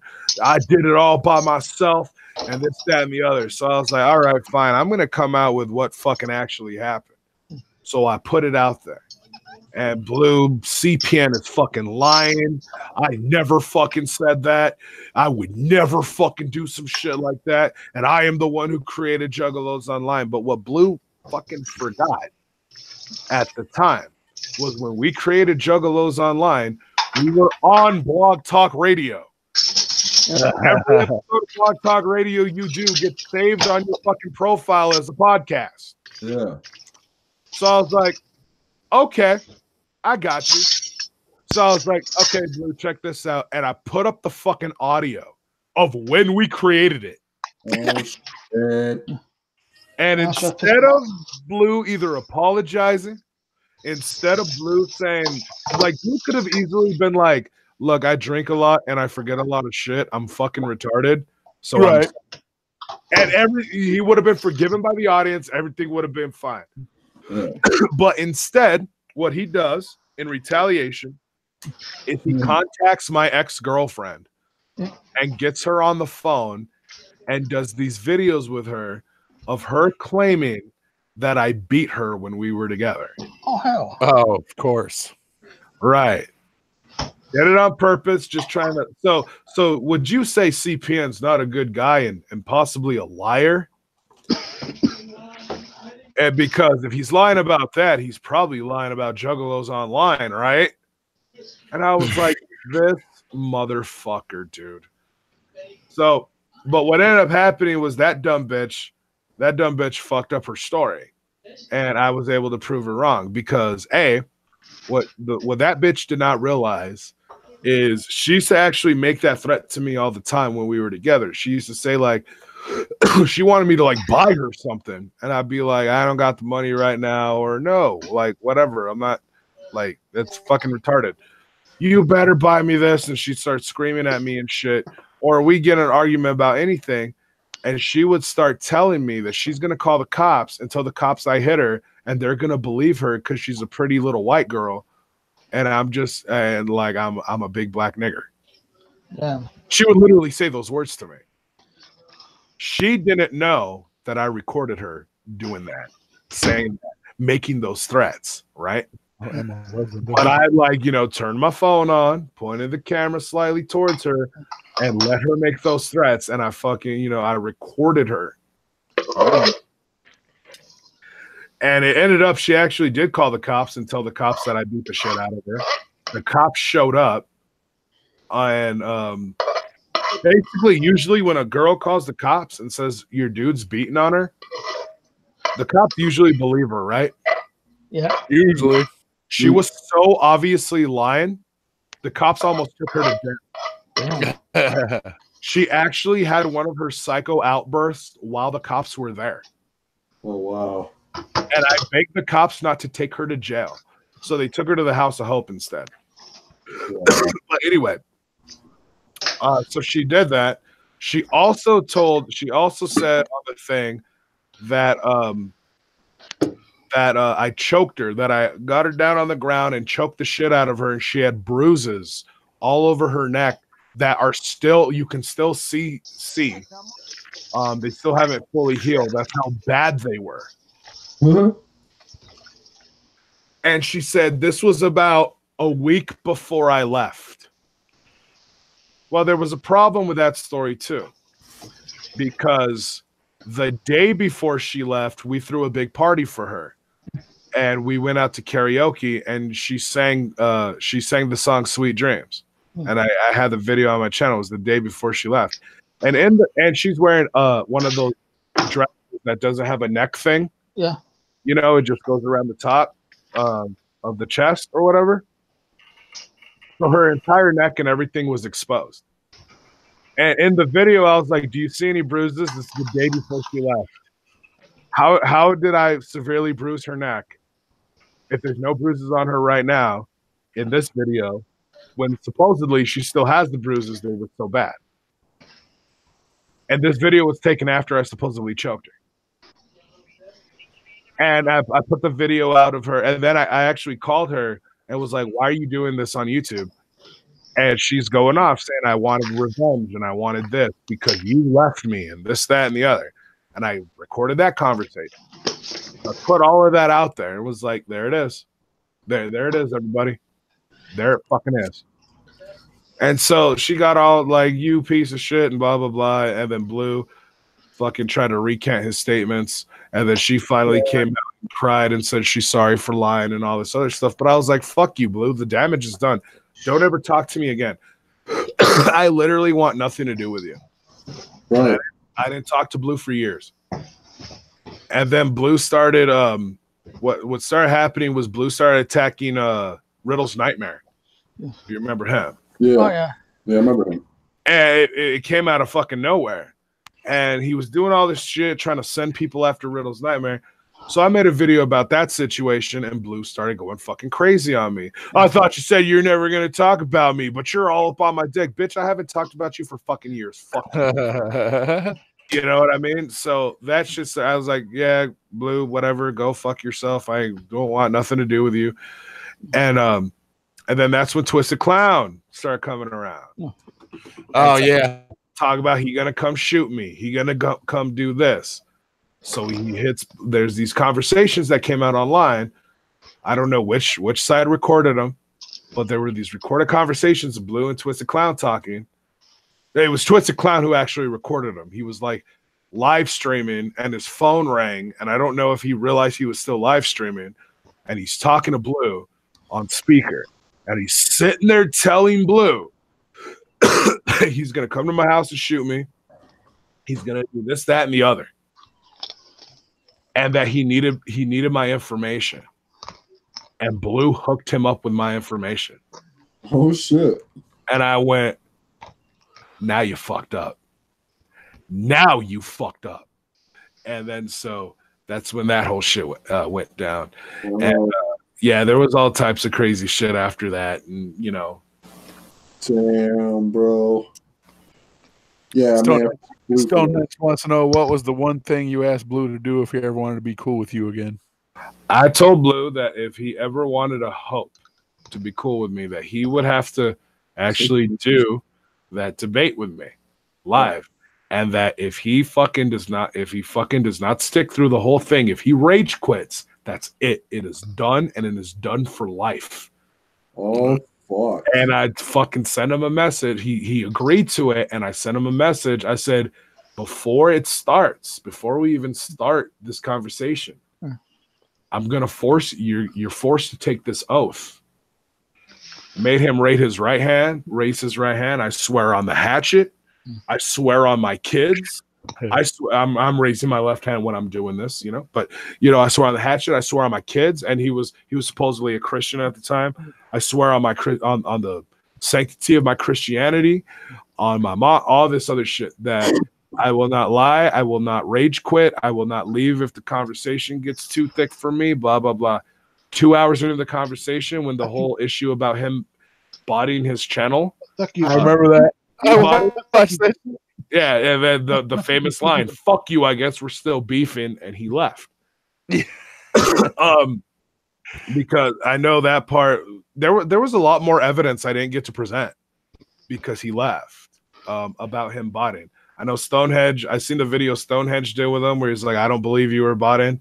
The other evidence I had, because I literally have an email stream because he thought he was talking to someone else when he was actually talking to me, where he actually admitted to botting. Damn, yo, that's crazy. What I ended up doing, I knew he was doing something fucked up because the shit was happening where like he was getting massive amounts of views within a 24-hour period, and then he would just stop getting views. Oh yeah. Like what the? And then for a long time, ads stopped appearing on his channel, and I was like, huh. I was like, this motherfucker's botting. He's never gonna admit to it, but check this out. So, let's just say I have this spy account that hates Child's Play Ninja on Facebook. Yeah. That's how I get some information from people. Oh yeah. So this fuck Child's Play Ninja account hits up Blue and says, "Hey man, like, and I give him this bogus email, and like, yo man, like if you want to get more views, blah blah blah, and all this other shit, you want to make more money, dude, check this out. I know a motherfucker that gets like 200 views a video, but he'll make like $10 a video, bro, and this, that, and the other, and like so." And he's like, "Oh yeah, give him the email." Blue's emailing it, and he says, and it's like, "Well, this is how we do it, and this, that, and the other, and then we can help increase your viewership, all official."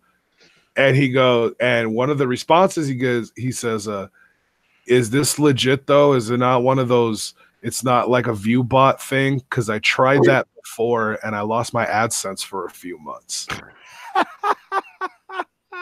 Yeah. Damn. And I was like, boom, get fucked. I didn't get to present that though because he left. That was going to be my next thing. I was like, hey, remember this email? Remember when this dude hit you up?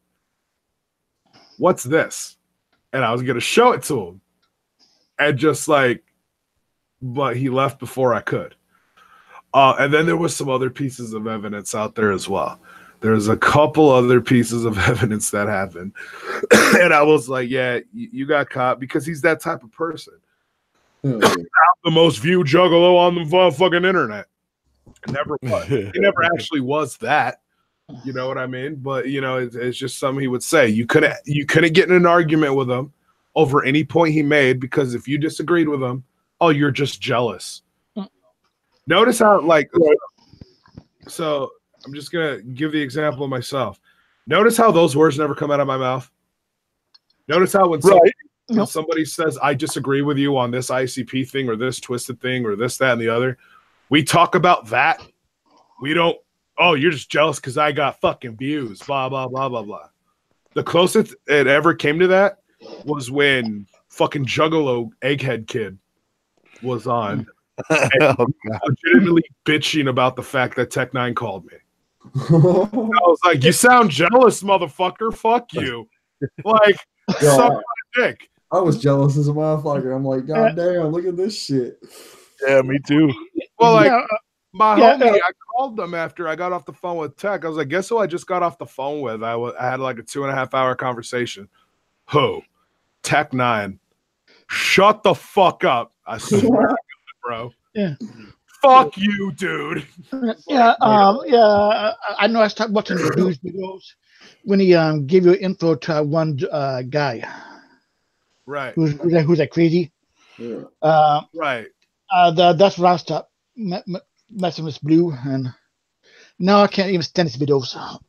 Yeah. I mean, I told him. I was like, the last conversation I had with him, like I told him about the monetization. But what I also told him, I said, because he tried to revamp Juggalos online, and he couldn't because nobody wanted to be a part of it. And I said, do you not realize that when we first made Juggalos online, the biggest complaint we had was we only had 16 spots, and there were people bitching about the fact they couldn't get in? And now your biggest complaint is you can't get anyone to even want to join. Like you're on the bottom end of the scale now, you know. And all you had to do, he first lost his internet. What he was doing is he was recording videos on his phone, but they were pre-recorded videos that actually were higher quality. The audio was good, and he would then walk to the library and upload the motherfucker. And it's like, there you go, do that, talk about your Juggalo shit, do that thing. Stop asking for money. Stop turning around and saying Juggalo is a religion, and if you don't believe me, you're a fucking Juffalo. And then 3 months later, never mind, Juggalo's not a religion, and if you think it's a religion, you're a fucking Juffalo. Basically, his whole thing was, if you don't believe exactly how I believe at any given time, you're not a fucking real Juggalo. And I'm like, fuck all that. You know what I mean? Yes. There's a lot of people out there like that too. Yeah. But like that's the whole story. And like me and Blue were homies. Like and some people said I was an asshole for doing this to him. But Blue believed for a good long time he was the first Juggalo YouTube partner. Yeah. And the reason he believed that is because I got partnered like a year before him, and I never announced it. And then when he was like, I'm the first, I'm Juggalo YouTube partner and all this, he was going through some shit. And I didn't want to take that from him. I could have came out and been like, nah, dude. But I was like, nah, you know what? Let him have that. And he got his write up in Fago Lovers, all of that shit. And he squandered it, bro.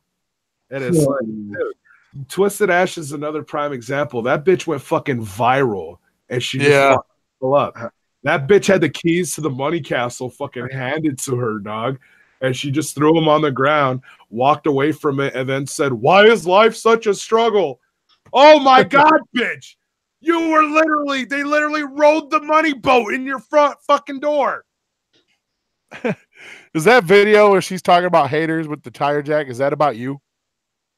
It's not about me specifically.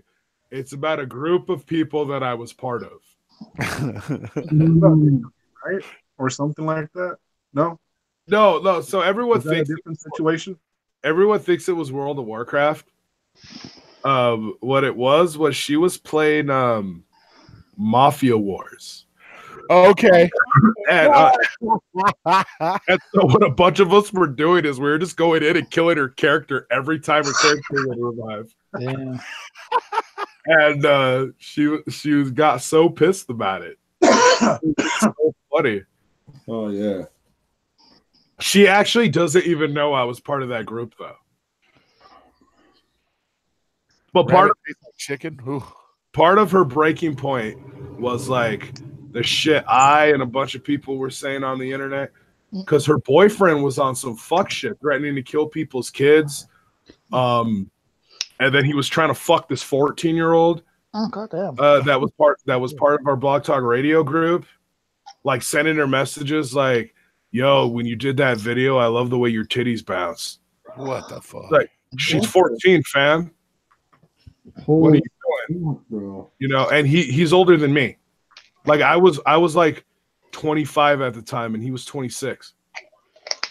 And it was like, bro, what are you doing? So we're attacking him about the shit, and then of course she was dating him because Twisted Ash is the only type of chick that would pay any attention to that creepy motherfucker. Right. You know, when you don't have the option of getting any dick, you know what I mean?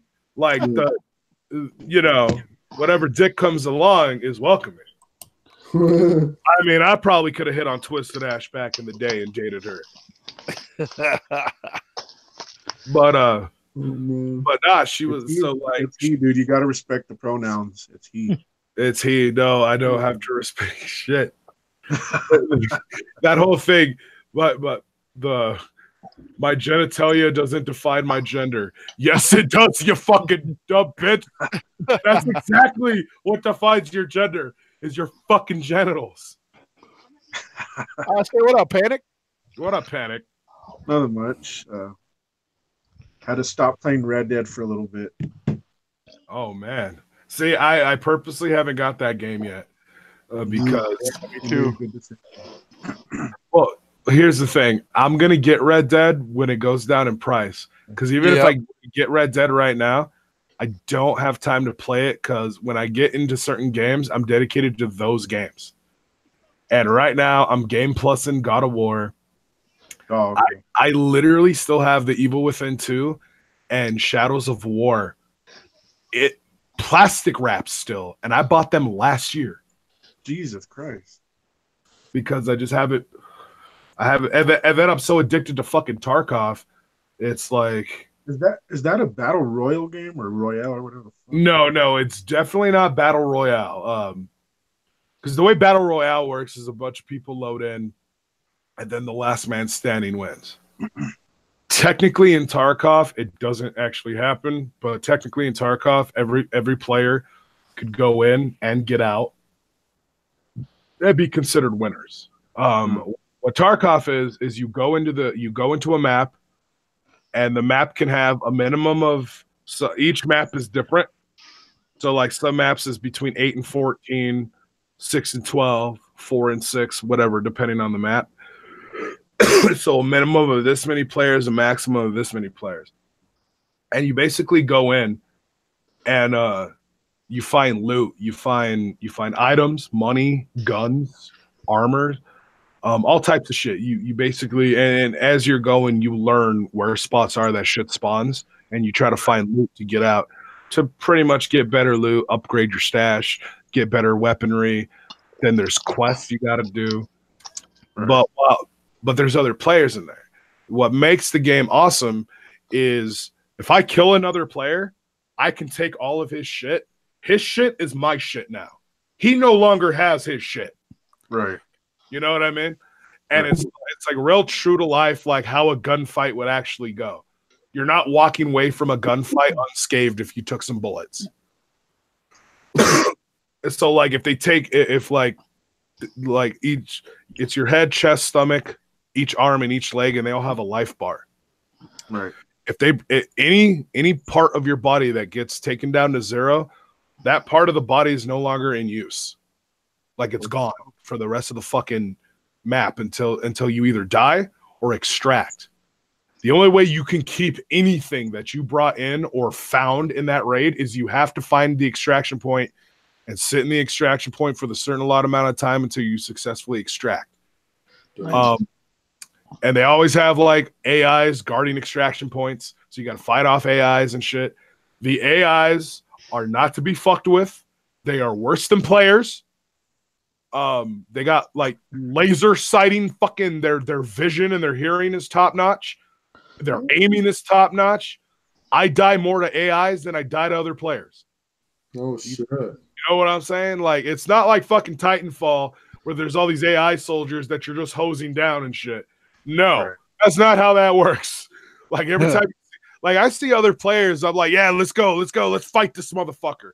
I see AIs, I'm like, let's get the fuck out, run, nigga, fucking get the fuck out of here. Oh my god, they're shooting at me, fuck, hide. You know what I mean? Like, oh god, it's fucking scary. I didn't mean to switch it to video games, but This is cool. I was gonna ask one thing. I know you've worked with Windows Movie Maker a lot. Right. So I was looking up something. I don't know if this is actually what it's called. Like, let's say I make a video on whatever Fearless Fred Fury, or no, fuck that. Let's say it's Shaggy Two Dope's Dropkick, and I want to do like I want to put the video of Shaggy getting Dropkicked as I'm still talking, and then it cuts to me talking. What is that called? Is that called overlay?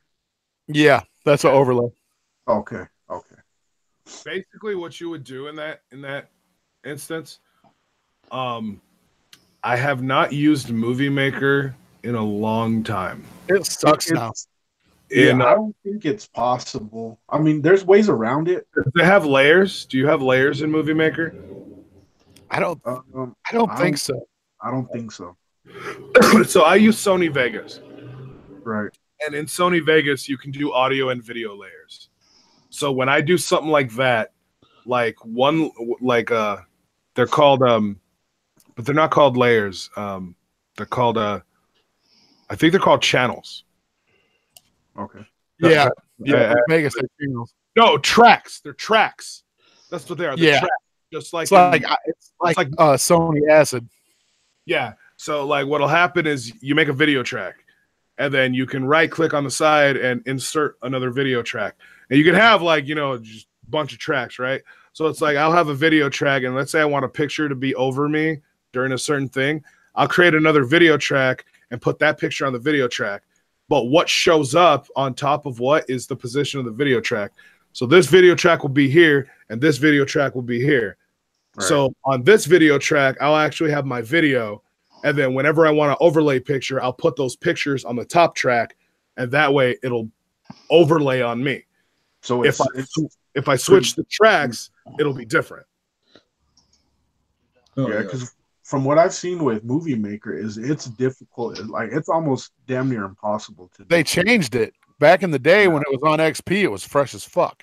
But it sucks now. Windows 10 version sucks. Well, I mean, there's a way to do it, but it's a lot of hassle. You know what I mean? Yeah. Like you got to take the audio from the entire video clip. Yeah, and mute it. You know what I mean? Split it up, and I'm just like, fuck. There's got to be easier way. I mean, it could be done. It takes like a longer route to get it done, but yeah. Oh, dude, I'm looking at Movie Maker. I'm looking at a video tutorial for the new Movie Maker right now. Yeah. Oh, fuck that. Yeah, that's like my Ouija Mag video. TJ had to do that for me because I was getting it down to where like it would go over the clip, but then as soon as it hit back to me, the audio wasn't syncing up. Yeah, that sucks too. Right, yeah. See, yeah, oh my god, this looks nothing. What the fuck? Yeah, that's what I have to deal with when I make a video. But no, I actually think I found a video last night or a couple of nights ago that might help me out. So I'll just tell you, like my video for shit. Do what? I'm like looking at it right now. Can you even do layers in this shit? I don't think so. What the fuck? Well, yeah, that's probably why it's a free program, though. Yeah, but when it come with Microsoft Plus, the shit was fresh as fuck. Technically, though, my Sony Vegas is free too. Okay. I got Sony Vegas from Humble Bundle for $20, bro. Yeah, well, officially, if you were to buy it from the site or whatever, it can go up to like $600. Oh yeah, but like technically, mine's free. But that's what we call keygen, fam. Yep. Like, once you learn how to keygen shit, you get anything, dog. Like I got all the man. It's hard to get a good keygen nowadays. Dude, I have a bunch of them on. I have a USB. Every time I find a good keygen program, I put it on this USB, And basically, I basically call it the hack stick because that's what I use. If I ever need a key gen or whatever, if you need a key gen for almost anything, I most likely have it. So you're the real acid burn. That's what you're telling me. Well, no, I'm not hacking networks and shit. I just know how to hack open programs. Right.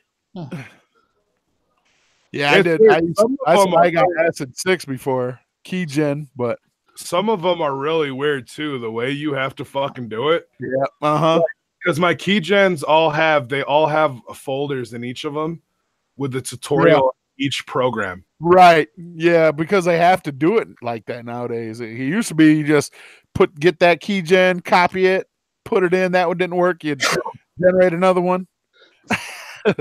Yeah, Keep doing it until the shit worked. Yeah, this one is more like you have to put the key, put the key in before you start the program. You have to have this folder, and then it generates this. Then you have to move this to this folder, and then you have to click this, and then it'll do this thing, and it will create this number. You then have to copy that number, go into the BIOS of the fucking program, replace the number, and then do this, that, and the other. Then you start the program, and then when you start the program, you have to hit the keygen again so it creates the registration number. You put in the registration number, then you have to do this and then click this option, and you have to do it precisely. Once you do it precisely, though, boom, you got your program. Make sure you don't have your automatic updates on, because as soon as you turn that on, it's over. Yeah, I turn off not only do I turn off my automatic updates when I keygen something up, I turn off the automatic updates. Then I go into my firewall and I basically make it so that program cannot access the internet without going through 10 million fucking miles of red tape for me to approve it to access the fucking internet. Right. Yeah. Not that we're encouraging that kind of thing on this show, everybody. I am definitely encouraging every single bit of it, fam. The views of CPN do not reflect Tales from the Lowe's podcast. As a matter of fact, all y'all motherfuckers who want to learn, join Jugganati, hit me up. I'll do video fucking walkthroughs, fam. Oh, yeah. Yeah, because I was like, I have no idea what the fuck either of y'all are talking. I will show you how to hack, fam. Well, at least how to hack programs. That's it. Dude, Humble Bundle's the shit, though. I learned about Humble Bundle last year. Yeah, you get some shit on there. Yeah. I bet. Hell yeah, dude. Like, I almost bought an official fucking Sony Vegas one time because I was like, I want to just install the plugins easier. Yeah. But because I don't use most of the plugins, I don't even have because I just don't want to go through it. Yeah, I bet. Because the other thing, if you fuck up on the plugins, that's it. You got to remove the whole fucking program again and go through the whole process again. And I'm like, I don't want to do that. Get legitimately, how much is it? Well, let me see here. Like, if you go to Sony's website, let's see here.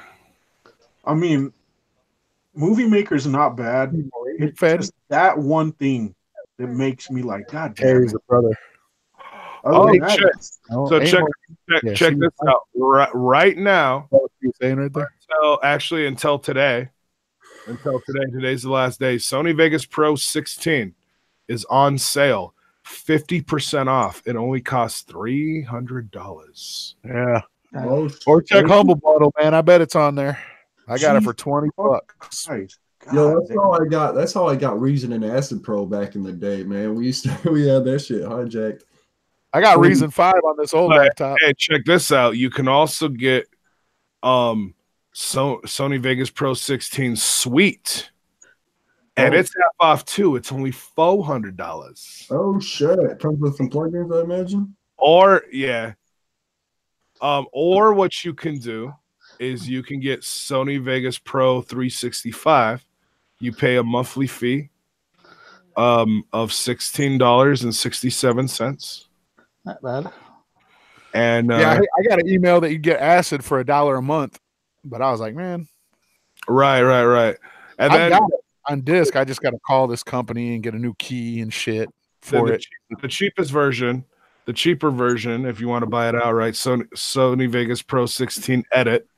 It just gives you the basics, and that's only $250. Oh, good.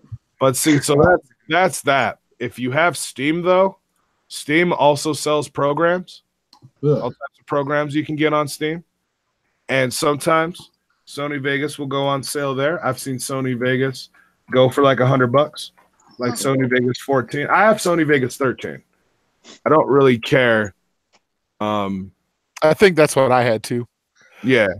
So you ever tried Premiere Pro or anything like that? Nah.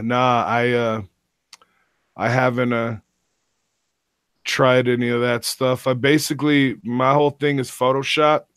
Yeah. And Sony Vegas. Oh yeah. I mean, I could do a million and a half things on Sony Vegas. I just haven't. Oh shit. So yeah, like even on Steam right now, Sony Vegas Pro 16 Edit Steam Edition is $247. So you save a couple dollars. Yeah, Nice. yeah. You know what I mean? Yeah. That's the shit. Yeah. So yeah, it's a pretty expensive fucking program. Humble Bundle though, if you fuck with Humble Bundle, I've only ever get it for cheap. Let me see what Humble Bundle has. The only thing I don't like about Humble Bundle is I don't like their motherfucking the way their website works. Yeah. It's kind of hard to navigate sometimes. Yeah, it really is. But once you get in there and find the shit, like I couldn't believe that because this dude I watched, Dead on Dave, who fucks with Tommy C, you guys know who he is.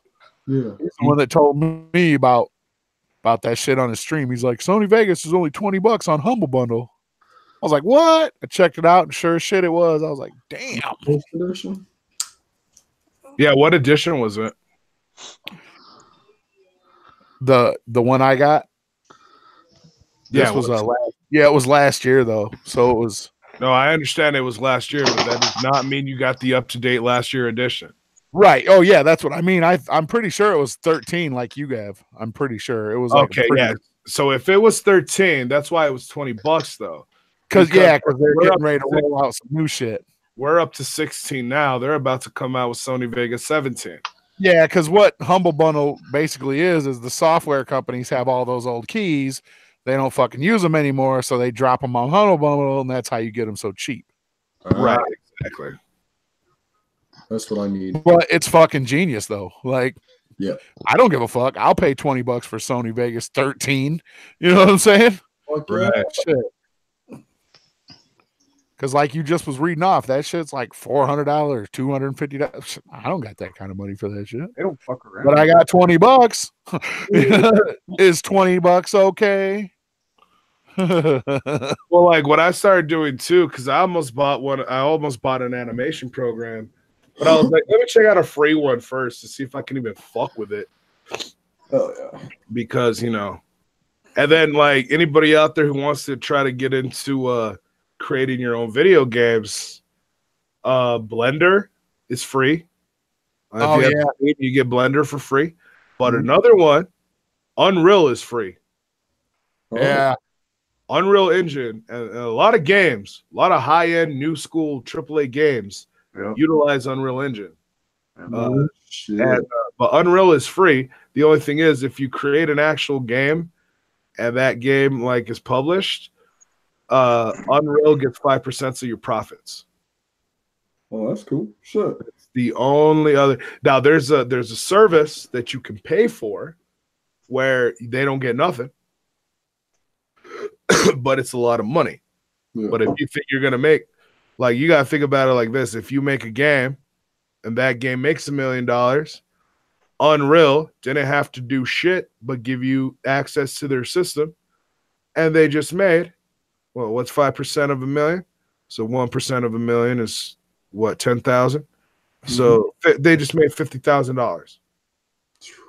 Jesus. Just for letting you use something. That's the shit. Now times that by like how many companies are making millions off video games that they're using Unreal for. Right. Unreal's just fucking bringing in the cash, and then Unreal themselves putting out their own games, you know, and stuff like that. And they're bringing in the cash there. Good cash grab. Oh yeah. I think that's one of those, you know, those things like, can we have a situation where everyone's happy? There it is, right there. Yeah. I mean, 5% ain't that much. They're still making a lot, but to have taken from you, that's not that bad. Yeah, 5% ain't shit. Shit, you get to notice. You get to be noticed and shit. Unreal's pretty big. Look, if somebody were like, look, you're gonna get paid $1 million from your work, but out of that $1 million, you got to give 50,000 of it away. Okay, right.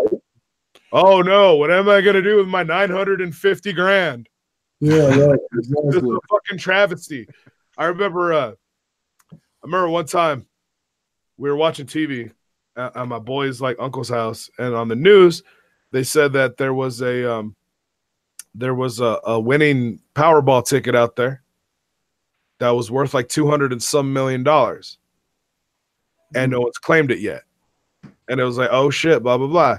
And then what ends up happening is at the end of the broadcast, the news anchor goes, if they decide to take a lump sum, it'll be after taxes and everything, the value will be like 180 million. Oh my god. And my homie's uncle's like, that's fucked up in the government, this, that, and the other. And I'm like, full shut up. If I spent $2 at a fucking gas station, Yeah, exactly. $2 turned into $180 million. Check this out. I am not going to sit there like, man, this could have been 250 million, but I don't care. Exactly. Fuck you. Like I said, I'm coming out on YouTube and I'm whipping my dick out on the camera, getting banned from YouTube, and then fuck y'all niggas. Some people have been getting mad at my statements about if I win the lottery, y'all can suck my dick. They're like, so you saying you'd sell us out with that much money and a fucking heartbeat? Fuck you. Damn. Shit, I've seen some of y'all motherfuckers sell people out for way less. Right. Suck my dick on that shit. Damn, yo. That shit's funny. Because you're not underground, fam. Well, nah. It mainstream.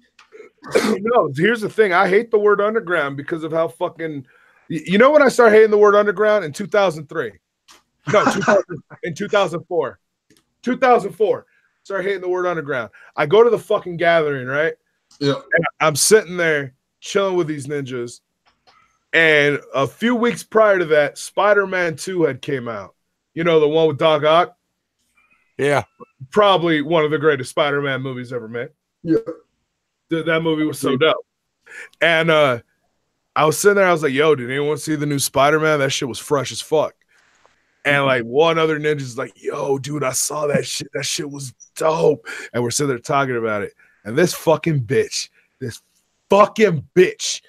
stupid, slutty fucking bitch, this fucking trailer hooker, prostitute, slut bitch, decides to turn around and she goes, you know, Spider-Man's cool and everything, but it's just too mainstream. I don't know. I'm just true to the hatchet and I stay underground. What? What the fuck? Bitch. And at that time, fucking here comes Jamie Madrox rocking a full-on Batman costume. But it's all Right. pure, right? Right. Well, okay. So like with that Twisted Clown motherfucker, I remember him talking shit to me like you're the type of nerd that reads comic books and blah, blah, blah, while he's literally wearing a Batman shirt, the Batman Twisted shirt. And I'm like, okay. All right, dog. And I told him, you know Batman's a comic, right? What? He didn't fucking know, dude. I was like, oh, man, what?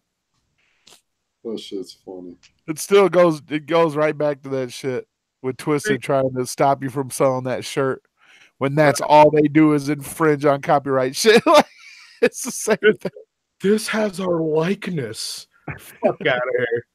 Oh, that shirt's coming back. That shirt will be back in 2019, I guarantee. I don't got time to deal with it right now, but that shirt's coming back in 2019, fam. Did your fuck your phone shirt come in yet? Nah. Did I you haven't. get one? I haven't checked my PO box. Like, put the shirt out there as free, and you're getting donations for it. Right. Hell yeah, man. I might do something where it's like, if you buy this picture of myself for $25, I will send you a free T-shirt of the Carnival of Cootery. Hell yeah. Just tell me what size and color of your free T-shirt you would like with your $25 purchase of this picture of me. Hell yeah. It's all how you word it, bro. But Yep. no, they don't have a leg to stand on though. Like, oh, it has our likeness. Like they claim their likeness is literally fucking white paint with black around the eyes. I could turn around and be like, nah, this is actually mushroom head, fam. A panda. Yeah, panda. These are pandas right now. These are pandas. Why do you have the arrow on them? You know what I mean? Like, Oh, their names ain't on there. yeah, their names are not on there. There's you know, I mean, it they were like, it's disrespectful to us, and it's satirical artwork. Satirical artwork is protected under copyright law of fair use. Right. Was the cooneries what got them though? You think that's what? Oh well, no, they were out there like they like I said, they fucking try to blackmail the company. Like, if you don't remove this shirt, we're gonna go to our fans and tell them you guys are racist. So you can't do that. That is fucking illegal. You can't do that shit. That's called extortion, yo. Right? That is called extortion. That is the definition of extortion. Oh, yeah. So like, but see, the thing is, like a company like Viral Style or whatever, they just gonna be like, oh well, we don't want the hassle. So basically, I'm gonna make it to where it's just gonna be me fucking doing it, and any hassle has to come through me. Yeah. Oh yeah. You know what I'm saying? That's it. You know what I mean? Like, the hassle's gonna come through me. Come to me with that fucking legal threat, bitch. Hell yeah. Fucking motto out there. We know Michigan law. What you were doing was trespassing. No, fam. That's not no, fam. Like, they would have to provide, if they were trying to charge me with trespassing and we were in a court, the first thing the judge is gonna ask, it wouldn't even make it to trial, because in preliminary hearing, the judge would ask is, do you have any proof that you gave any communication from you to him that he was not allowed on that property? The minute there's no proof there is no We're signed, right? Like, it wasn't even. Hold on a minute. Or the You fact have to get a verbal warning or at least a sign. Yeah, there's no trespassing signs on the property. No, the reason there's not any no trespassing signs on the property is because of the fact that it's a public access building. Yeah, exactly. Farm and whatever else is in there. And it's not like you broke the fucking door down. I did not break the door down. The door that I went in was open to the public, and they don't even own the building. It is owned. That building is owned by State Farm. Yes, sir. I mean, at the end of it, I think they probably just got hurt that you went there. You know what I mean? I mean, I don't know why they'd be step foot. They had no idea what to expect, you know? Well, somebody told me, I actually got word from the dojo. I actually got word that they were like scared as fuck. That they were like, what the fuck is he doing here? Oh my God, that somebody thought I was strapped. Like, they thought I might be strapped and that I was gonna go do some shit. Oh, wow. Yeah, well, I mean, knowing the circumstances, I can see why they'd be all uptight. But now here's the thing: if I go back, now it's trespassing. Yeah. Pull them out of the garage. Yeah. Yeah, but Yeah, they did know quick though. They knew quick as fuck. Oh yeah, they knew real quick. Yeah, real fast. Like, so you think somebody was watching your stream when you were on your way there? Oh fuck yeah! They see CPN goes to MNE and they knew I was in Detroit, bro. It was crazy because like you always see these live streams of whatever crazy shit happening, and to actually watch it live was pretty crazy. Because it's like I was telling TJ, like everybody got the satisfaction of knowing if you didn't watch it live, seeing it right there, okay, it's cool. But when you watch it live, all you hear is what the fuck, and then it goes black, and it's like, what the fuck's going on now? How many people were there? You know what I mean? You didn't get to see shit. yeah. Right, exactly. And they're never going to release that security footage. Never. Fuck no, they're not. Because if the security footage were to get released, Dustin's story, Buckshot's story, and Mono's story of what happened that night just gets blown fucking out of the water. And my story actually gets represented. Right. I just, because Chuck says you were committing a crime. I don't know what the crime was. So Chuck's retarded. Like, Chuck also said I committed a crime by recording his phone call with Max. Like, oh, it's a wiretapping law. I'm like, no, not here. Not here. Like, each state is different. Wiretapping laws are not federal across the country. Each state makes their own wiretapping laws. And also, real quick, before I forget, I love that part when he's like, well, I'm not a snitch. I'm not a snitch. And you're like, well, weren't you going to snitch on me for wiretap? Well, that was different. That was different. Right. Exactly. That reminds me of Smokey from Friday. Oh, that was different. Yeah, exactly. Oh, yeah. What about the time you tried to choke me in Smoke's backyard? That was different. That was different. Man, let's jump him. No, but I love that. I've tried to explain to him multiple times. I was like, if you look up the laws in Arizona, the law in Arizona states that as long as I had permission from one person that was in the conversation to record the conversation, I'm allowed to record and distribute said conversation, said recording. It's just as long as you have permission. Now, let's say Max and Chuck, neither of them knew I was in the conversation recording. Mm-hmm. Then I broke the law. But Max knew. As long as somebody knows, as long as somebody knows, it's all good. So then he tried to turn it around to, well, Max was in California when he did it. And because Max was in California, what happens is Max broke the law. No, he didn't. Because Max was participating in something that was completely legal for me to do. Max did not facilitate any laws being broken because what he facilitated was legal for me to do. Just the fact that he wasn't right about it made it just let you know that there was something that he was trying to hide. You know what I mean? Right.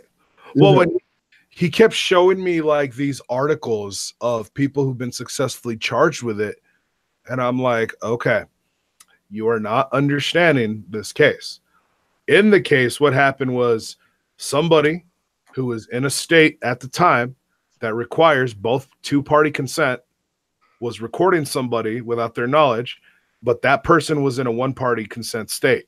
Mm-hmm. What happens is because the guy who did the recording was in a two-party consent state at the time, that's why he got fucked. You know what I'm saying? Because he was in the two-party consent state.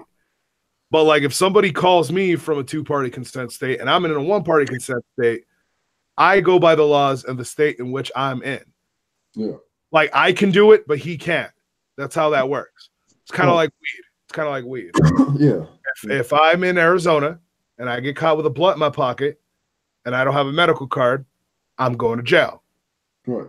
If I'm in Colorado and I get caught with a blunt in my pocket, the cop usually says, yo, like, is this that blueberry shit? Yo, let's smoke real quick, fam. Right. You know what I'm saying? That's what tripped me out about DCG Con. I was literally talking to this cop about Frankie while smoking a fucking joint. It was the greatest shit ever. I was like, so yeah, his name's Frankie Grudge. And And I'm just like giving him all of Frankie's information. Here's all the threats he's been making to me online, and that's who did it. Very weird. When I went to the gathering, I remember, I don't know who I was walking with, but it was TJ because he had the pipe, and he handed it to me, and I'm taking a rip, and and there's a golf cart with 2 police officers walking next to me. I'm like, oh shit, and they just keep going. It's not legal there, but it's everybody knows the gathering. It's cool there. Yeah, and it's weird being able to do that. Right. Not having to hide it. Well, fuck, in Vegas, because it's legal in Vegas. It's legal in Nevada. Fucking, there were the cops like inside the thing. I don't know why. Cops in Vegas and even staff in Vegas are cool as fuck. Yeah. You know what I mean? But like the cops were like fucking dabbing with ninjas. They were whooping and shit. And ninjas were taking pictures with cops with blunts in their mouths and shit. Like, I was like, that is so dope. Yo, man, I think that by 2020 we could possibly get on the ballot to legalize it federally. I think that'd be dope. Hey, look, I'm telling you this much right now. If Trump takes weed off of the federal ban list and makes it to like, yo, like, look, we're not gonna have weed being federally a crime no more. Yeah. Yo, you want to talk about turning all the people that hate you around? Yeah. Right. Either that'll happen, or suddenly SJWs will start fucking boycotting weed. Oh my God, yes. Everybody that Trump will boycott weed, dude. I've always wondered this, CPN. I know, Eric, you get a lot of shit for Trump and everything. Me personally, I don't give a fuck. I'm just not into politics. As long as it don't affect me in any way, but once it starts affecting our own life, that's when it starts pissing me off. You know what I mean? But what would it take for Trump to do for you to be like, you know what? Nah, I'm not down with this shit. Well, actually, there's a few things Trump has done already that I'm like, God damn it, Trump. Yeah, there's a few. You know what I mean? Like his whole like the way he's trying to handle the opiate crisis. Some of it is good, but then there's other parts of it that I'm like, oh, you son of a bitch. He's like, we need to increase funding on the war on drugs. No, we don't. You know what I mean? Like, right. Like, no, you dumbass. But Trump is probably like every other politician. He's probably bought and paid for by the big fucking cartels and shit. Yo, increase that war on drugs, fam. You know what I mean? I'll tell you what, the people who push drugs are the ones that want them illegal. I'll tell you that much right now, because that's how you fucking charge your street value. Yeah. That's how you make that cash. Like, I tell you what, I used to sell weed a lot back in the day. You know what I mean? I can't sell weed and make money anymore. You know why? Because anyone could go to the fucking store and get it. Yeah.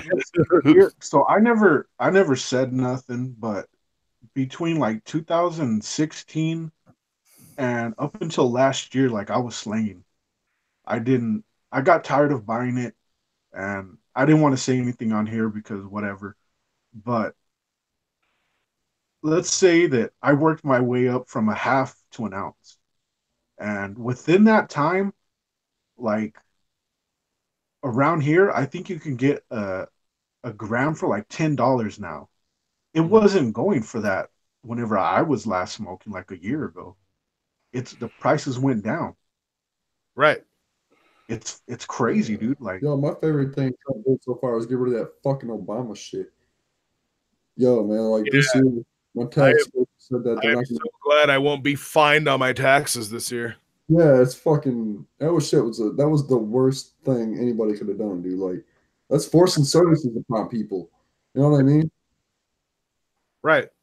Well, it's like I remember his Obama's big thing was, well, you need insurance to drive a car. Yeah, but driving a car is a choice. If I don't drive a car, I could take public transportation. I could take a Lyft, and I don't have to buy fucking car insurance. You know what I mean? I didn't choose to be alive, motherfucker. Right. God damn. Like, driving is a privilege and a choice. Life is neither a privilege nor choice. No. Next thing you know, he would have started charging for your oxygen. Everything you breathe, you get taxed. Right. But anyway, back on that weed thing. Yeah, the price has gone down for Reggie weed. Price has gone down because, like, medicinally, you can shit. Like, Reggie ain't shit no more. The weed game has changed, bro. Fucking motherfucker. Like, I remember. I don't even see Reggie no more. It's just like, so back in the day, there was regular and then there was chronic. It's just weed now because it's all fucking chronic. It's all chronic is just weed now. You know what I mean? Chronic's the new Reggie. Yeah. And you know what the new chronic is? Dabs, fam. Yeah. There you go. Yeah. Dude, dabs. Oh my god. Woo. Dabs is another fucking planet. Yeah, that took me to another planet. I discovered other life forms and shit. I got so. You hit one? You took a dude. Man, check this shit out, bro. So there was a show coming, KFMA, and I forgot who the headliners were, but me and my boys were like, we really got to go to KFMA or Fall Ball, one of the two. Yeah. And we were like, okay, and they were. So what they do is when they announce the line, oh yeah, I remember. It was fucking the headliners were Hollywood Undead and Sublime. And I don't care about Sublime, but I love Hollywood Undead. Flogging Molly. Oh yeah. No, wait. Was it that show? Yeah, it was that show. No. Maybe. Because fucking Cottonmouth Kings were there too. Well, anyway, we're going to this show. The lineup's pretty dope. Except Cottonmouth Kings, whatever. But anyway, so I remember who it was now. It was the Offsprings. That's who it was. It was the Offsprings, and I forgot who else was headlining with them. But anyway, so we're going to this show. And over the weekend, they have this thing. When they first announce it, and then this weekend only, you get the 24 for 24 hour sale. So for 24 hours, you go to like Pizza Hut, and Pizza Hut's a sponsor, and Pizza Hut will sell the tickets, and they sell the tickets for $24 for 24 hours. And so it's like, all right, dope, we're gonna get the 24-hour tickets, because if not, if you buy, they go up to like 35 or 40, and then if you buy them at the door, they're like 60. So it's like, all right. And they told me, you're in charge of getting the tickets. We all got the money. We'll send you the money. You're in charge of getting the tickets. All right, cool. So after work, I was supposed to go get the tickets. And my boy was like, yeah, come kick it at my house real quick. I was like, yeah, let's go kick it. I got to go to Pizza Hut later to get these tickets. And so I'm chilling at his house, and he has this big old cool shit. And he's like, yo, do a dab with me. I was like, what's a dab?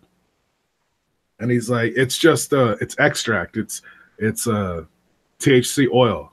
You get it out of the weed and shit, and you just it's like vape. I said, oh, okay, dope. So he does this whole thing, lights the crystal up, fucking, he's like, rip it. It goes in all smooth and shit. It comes out. And then later on, lungs start tingling. The lungs just start to tingle. And I'm like, oh, man. Then I start coughing up for a while. Yeah. And then this happens. And I'm sitting there, and I'm like, oh. Yeah. Oh, what the fuck? And then, like, my spirit and my body start to separate. Yeah. And then, like, I start traveling through the fucking universe. I was higher than a motherfucker, bro. I was like, I gotta go lay down. And he had like this den, and that's where he had his music. That's where he had his music playing out. And I went and laid against his speaker and was vibing on the bass for like 3 hours. Like, and I ended up passing out. And then I wake up, and he's like, yo, dude, you all right? And I was like, dude, I'm fucking high. A whole pack. I just seen like, hey, well, I'll take you home. I was like, okay. So he takes me home, and I'm like, I can't go anywhere. I can't do nothing. fuck, I love that I wall. gotta though. go get the tickets. Everything's like lined up perfectly too. I can't go anywhere to get the tickets because I can't leave. I'm laying in bed right now, I was gonna and do I that. can't leave. I need to go get those tickets though. Fuck, I'm really hungry though.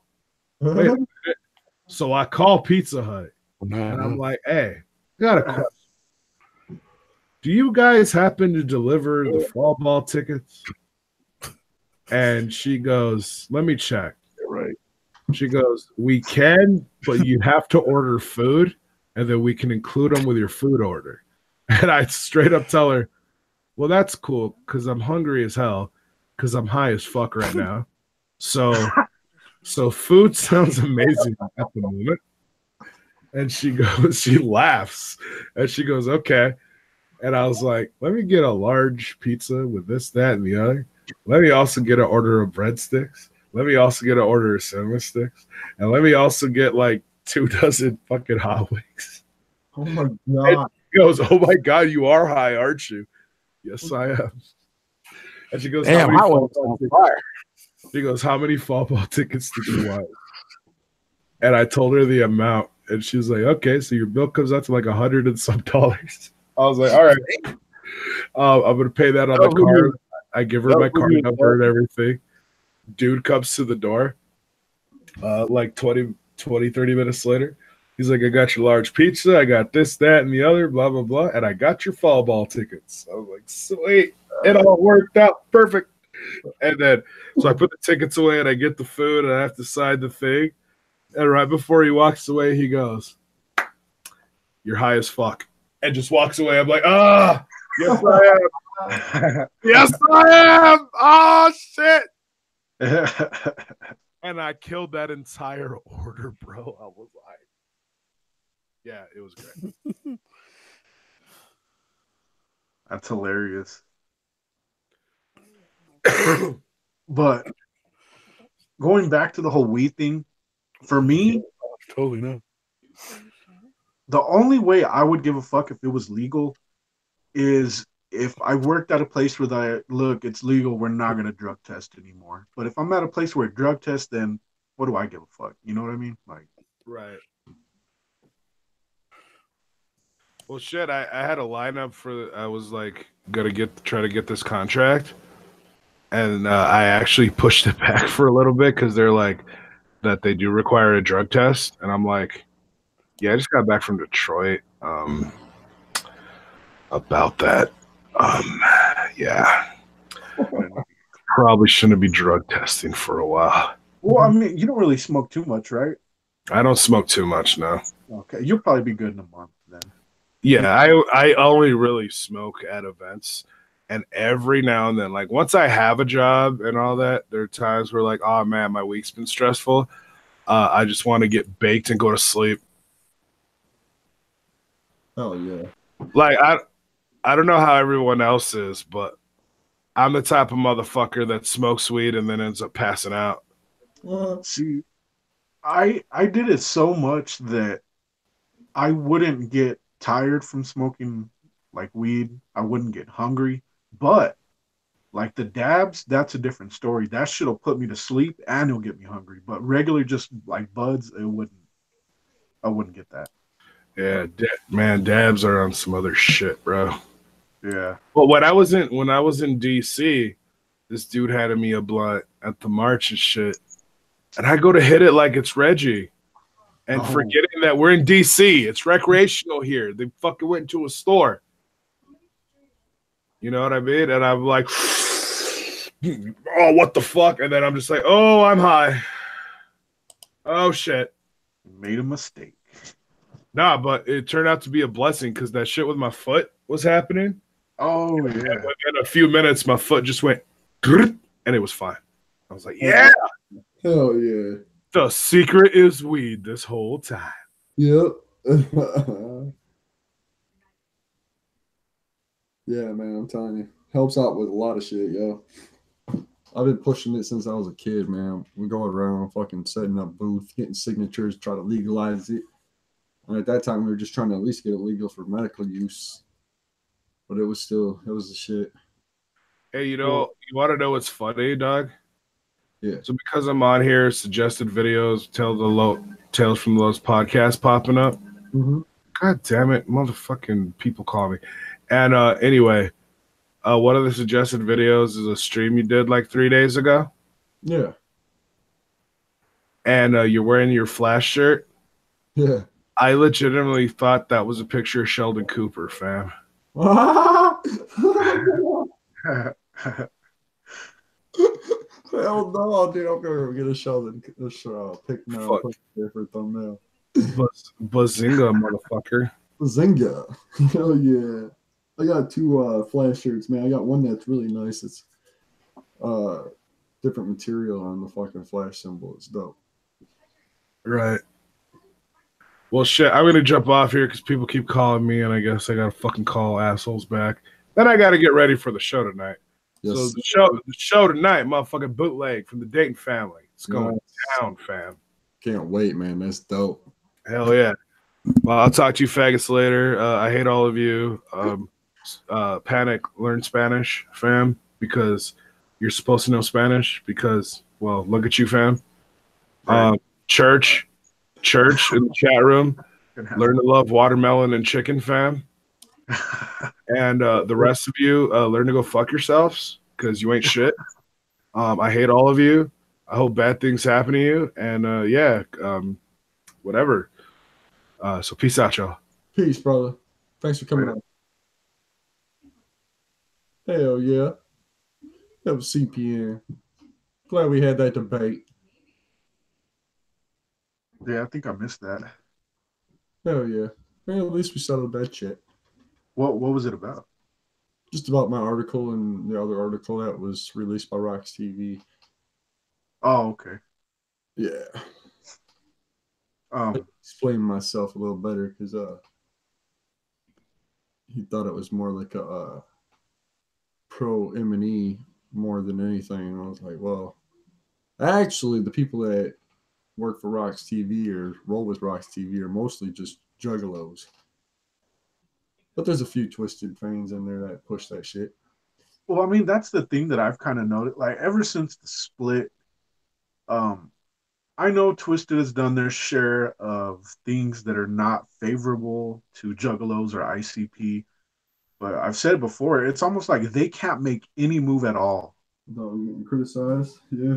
They can't make any move without being exactly criticized, without people talking shit. They just can't do nothing. Right. And I do feel like that's why they were trying, even before maybe this happened, they were trying to move away from juggalos. Yeah. But I think that maybe they were realizing, we better do something to try and mend both fences. Yeah. I think they do. Yeah, dude. Like, I think that by them trying to push away, maybe since the split and this, the hate they were getting from the split, which there was a lot, you know what I mean? I didn't hate because of it, but there was a lot. Maybe that's what made them push away a little bit. But I didn't start hating until their music started sucking. Yeah, well, I mean, I still got love for the guys. The guys are fucking. Their fucking music sucks, bro. Now, like, except for that Halloween EP, that shit's fresh as fuck. Like, maybe that anger kicked them back into gear and made them not suck now, or some shit. Right. Is that EP free or do you got to pay for it? I don't know. I got it on Spotify. Oh, okay. I need to check that out. Yeah, Spotify it up. Add it to your playlist. I don't know how that works, like how they get paid for Spotify or what, but I've heard it explained on a podcast, but I honestly forgot.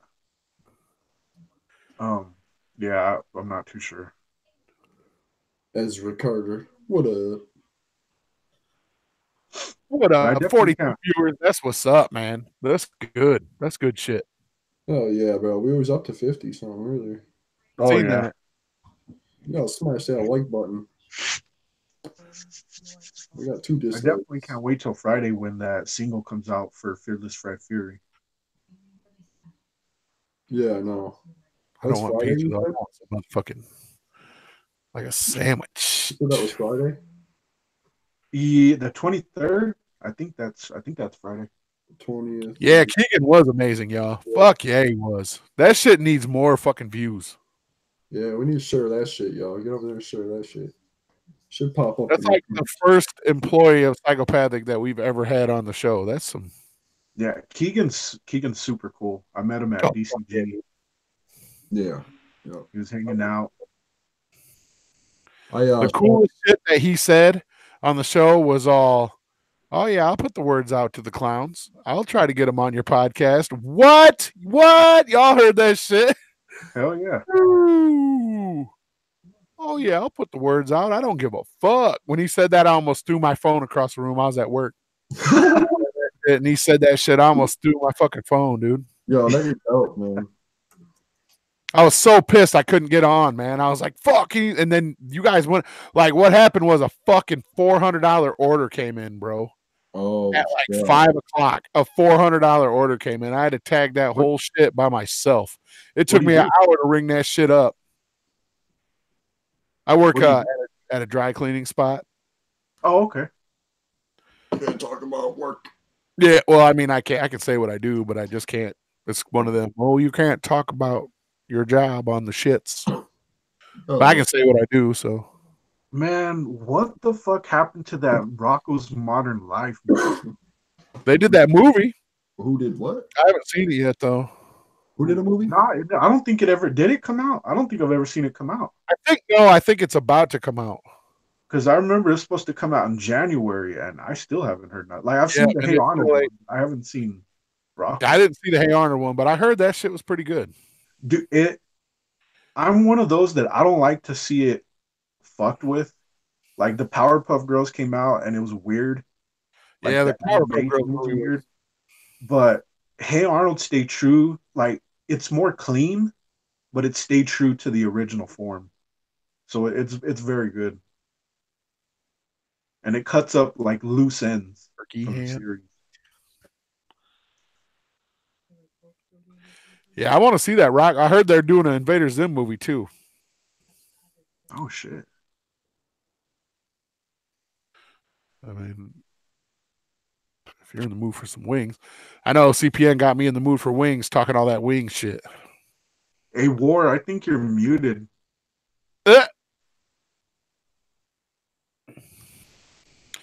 You hate Rocco's Modern Life, man, Stonehenge. We beefing. I guess we still beefing. Oh God, I remember that too. As soon as he said that, I remember that shit. I guess we still beefing. Yo, I want to see these motherfuckers take like all these old cartoons like Recess and Doug and all that shit and make it into reality, like real shows. Use real characters. Still beefing. Yeah, that'd be dope. Yeah. Yeah, I think that. Where's Scotty Balls at? I seen him in the chat earlier. Where is he at now? He's in there somewhere. So, gotta be. I know Ward likes wrestling. Do you like wrestling? I like old wrestling, like old school from like 80 to 2005. Okay, so like my video for next week, the Juggalo takeover. I mean, it's barely Juggalo related. The only thing Juggalo about it is that KG commentated. And basically, do y'all remember when David Arquette was supposed to wrestle the Human Tornado at the Gathering? Yeah, didn't David Arquette get fucked up or something? I seen some kind of news about him getting fucked up at a match. Well, he never showed up to the Gathering, but he did face a guy named Nick Gage at a event called GCW in Cali. And he basically did a death match. Like, you know, the long fluorescent light bulbs, like in a school or... Mm-hmm. So he got hit with those and he got cut the fuck up, like legitimately. Damn. He got bloodied and he got hit in the head and it cut the side of his neck. So like the last minute and a half, he's holding his neck and he kind of like flips out in the middle of the match and he like works his way out of a move and like he catches the other guy by his throat, walks out. I thought he was just going to walk out of the match. Yeah. But I guess he thought about it. He went in, they did a couple of moves real quick and ended it. And yeah, he got fucked up. Damn, man. You can't handle it. You don't need to get into the fucking ring, man. That's all there is to it. But I mean, he's still got down though. He's still competed. Do they He have did rings? more than what I thought. The blood makes it worth it, yo. That makes Yeah. it feel better. That ain't bad. Hell yeah. Yeah, man, I've took some hits before, dude. I've done some wrestling, and oh my god, dude, I used to be crazy. I'd get up on top of shit and just jump off and fucking like swan dive and shit. I can get that. That's why I'm so fucking beat up now. I can barely move. Those light bulbs ain't no joke. Back. Yeah. Especially when they're brand new, they got that gas in it and just fucking boom, it pops. Pepperoni sausage mushroom, topped with Parmesan cheese and Italian seasoning. Oh, shut up. That sounds fire as fuck, don't it? Motherfucker, you sending me that? You can order it and send it to my address, yo.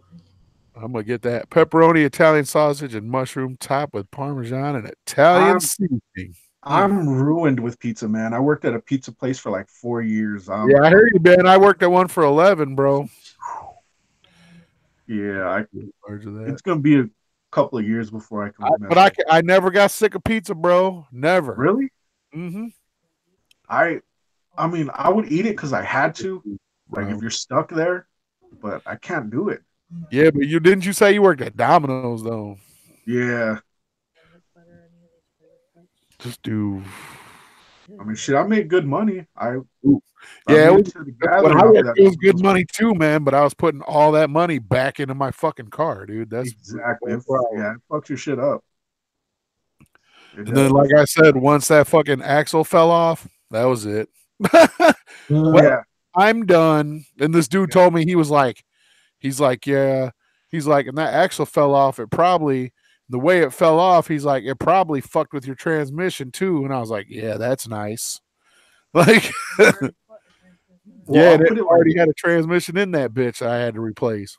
I'll put it like this for people that never really worked at a delivery place. My friend just got a truck about 2 weeks ago with 27 miles on it.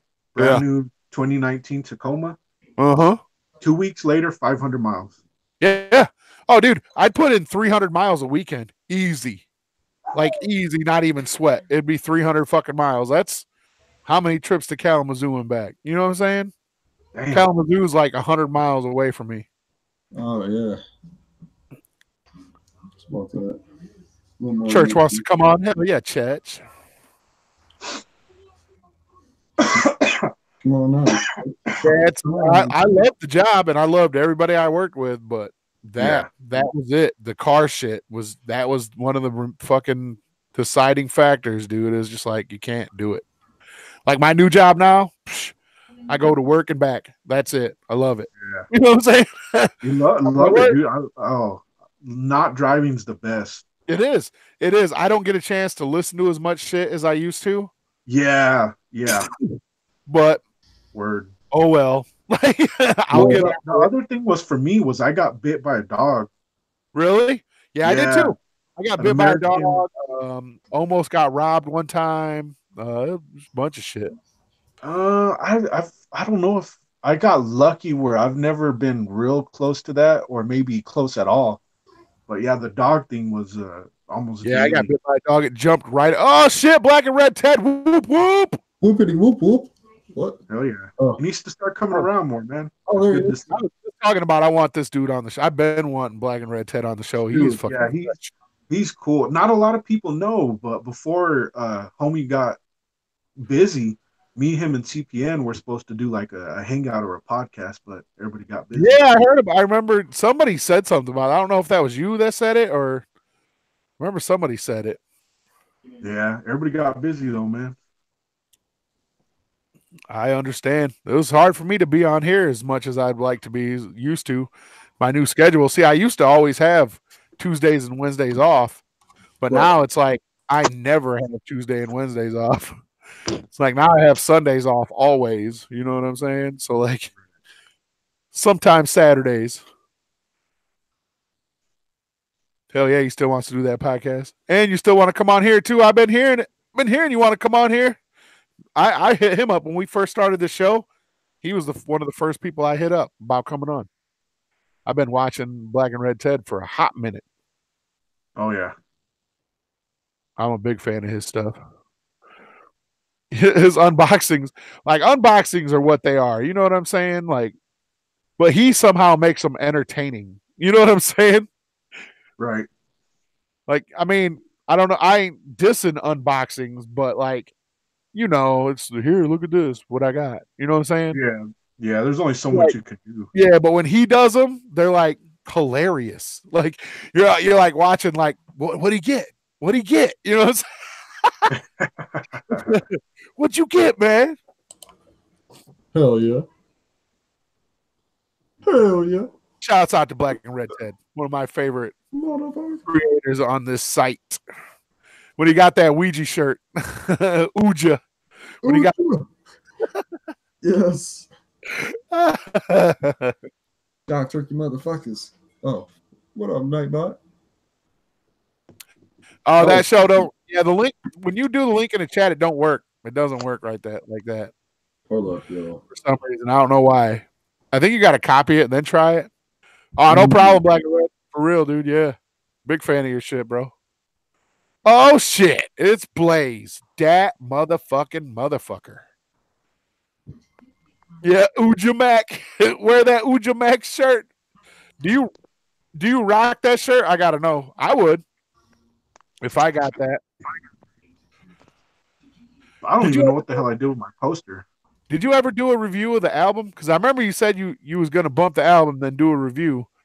I don't remember if you ever did one or not. Like lunacy, whoop whoop. Have to hit you up later. Don't Warloxide, I heard you do a little teaser. Don't tell me he did what I think he did. Oh, don't you even worry about it. don't you even. I'll throw my phone. Oh damn. Not yet, but I'm planning on wearing it. I don't even know. What about the album review though? Who did what? I said I was asking Black and Red Ted if he ever did a Ouija album review because he unboxed it and he said he was going to do a review of the album, but I don't know if he ever did or not. Right. Oh.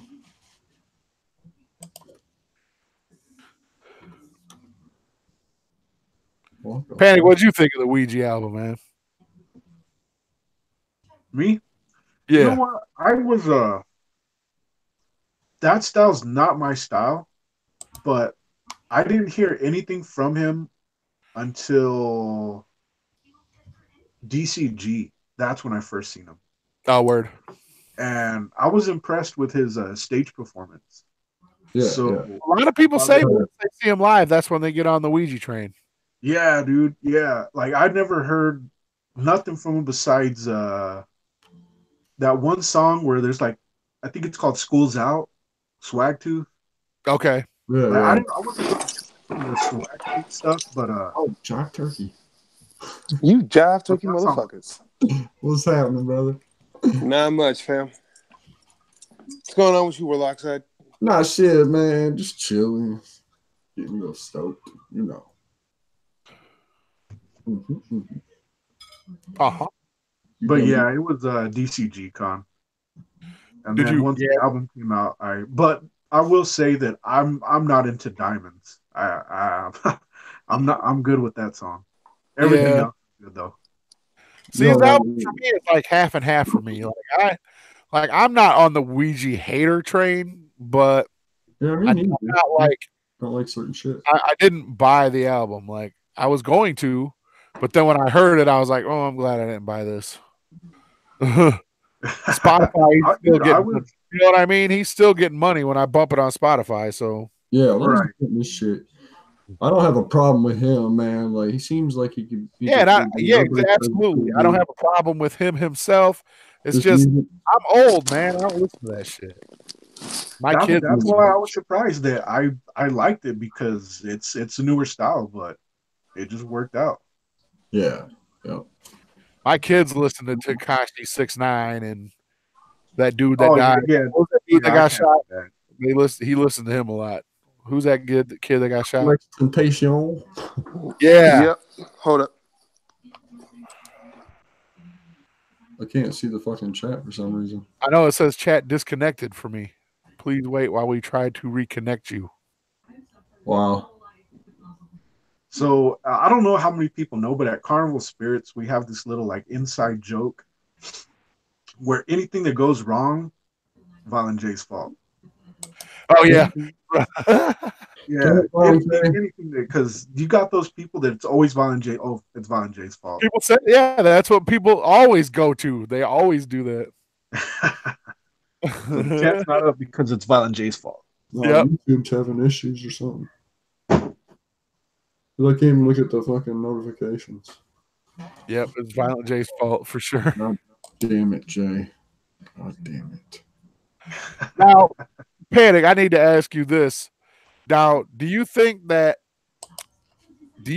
knew that Triple F wasn't coming out when they said it was, when they announced it at the gathering?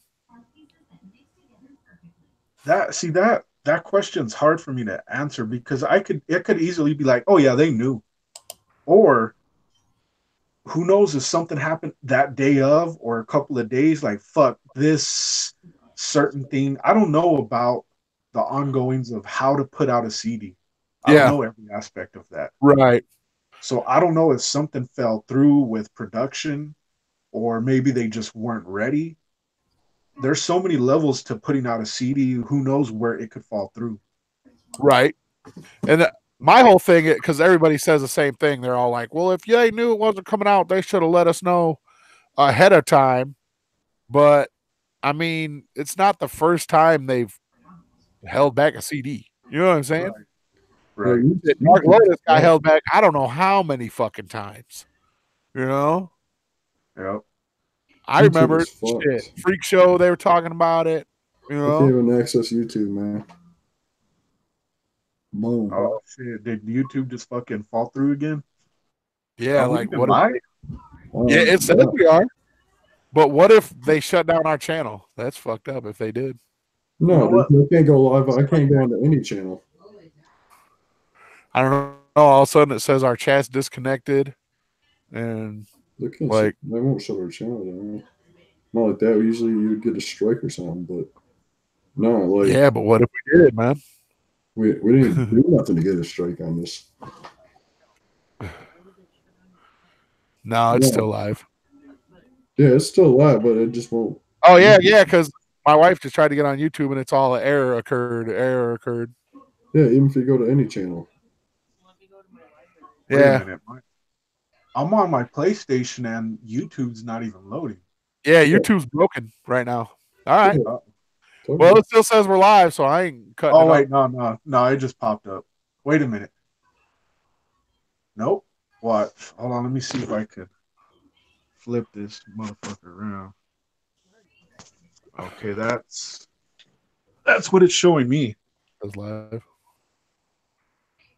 Yeah, it's not working though. Like chat's not working or nothing. Yeah, that's doing that over here too. YouTube's broken, spam. That's the second time in what, a month or two? Yeah. Let me see if the video will work.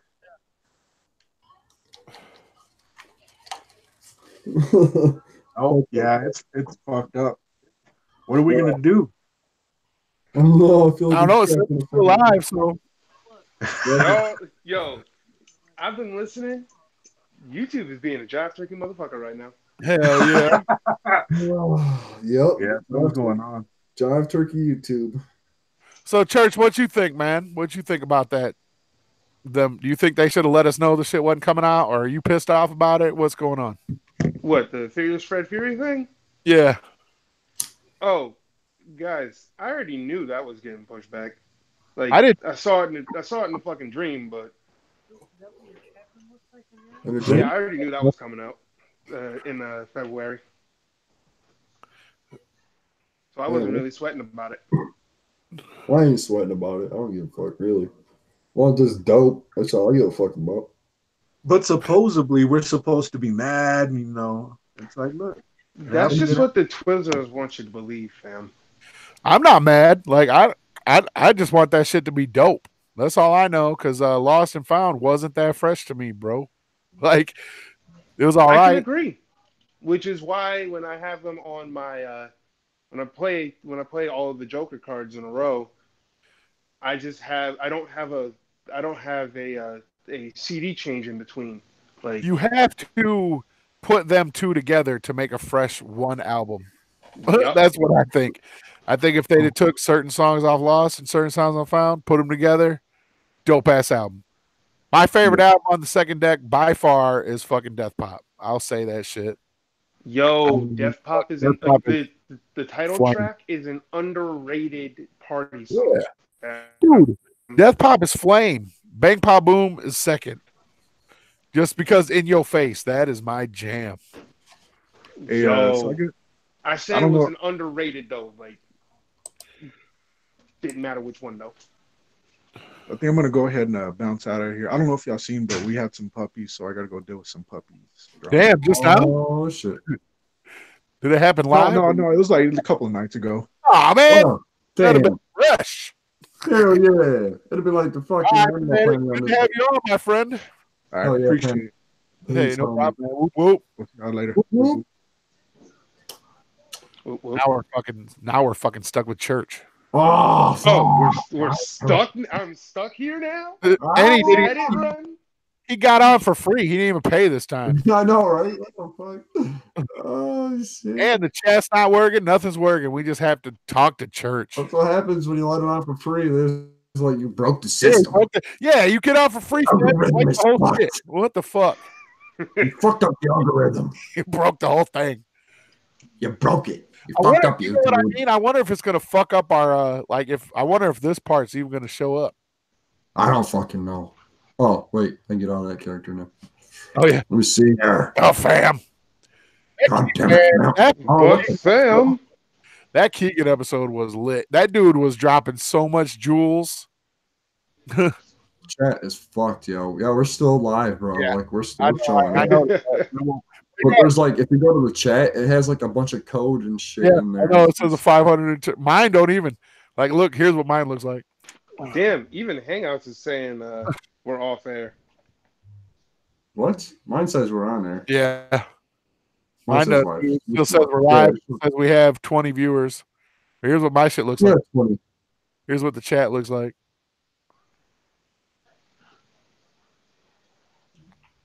Sorry, YouTube. I know you don't like us. See what it looks like. It fucking. We're shutting these juggalos down. Anybody that's juggalo, we're fucking shutting them down. Oh, the know chat what? working Oh, is it? We're good. Sure. out. We back. You know what you know what didn't happen when I first came on here? What's that? And there goes the neighborhood. Oh, Yep. shit. There goes the Oh, you fucking shut the whole neighborhood. channel down for a minute. Yep, there goes the fucking channel. There comes church. Church comes in and fucks it all up. That's what happens. There goes One the of the- neighborhood, fam. Another one thing that I forgot to ask CPN about when he was on was when he was talking to Chuck about big ballers. And yeah, Chuck was like, yeah, your present's gonna be something from The Office, a piece of The Office. Oh, shit. man. You guys Yo. gotta know how stupid that fucking sounds, my guy. Oh, yeah. When he was doing that mutant shit, it was basically just to try and force a soundbite out of CPN. Yeah. Uh-huh. I'm sitting Like here like, you get more out of him if you just let him talk. Yeah, just let him talk, man. Why do you have to mute him every 2 seconds? That shit would piss me. I didn't know he was live until because I fell asleep early as fuck that day. So fucking like Josh hit a message like because everybody was, I guess, during Keegan's shit. I guess when Keegan was on, Chuck was in the chat apparently, right? I wasn't No. Oh paying yeah, chat because he I was working. He was for a minute, but it was in my fucking I listened to the whole show, right? Oh, yeah. So I glanced at the chat real quick to see what time it was, and I seen everybody's timing out Chuck. Everybody's timing out Chuck and shit.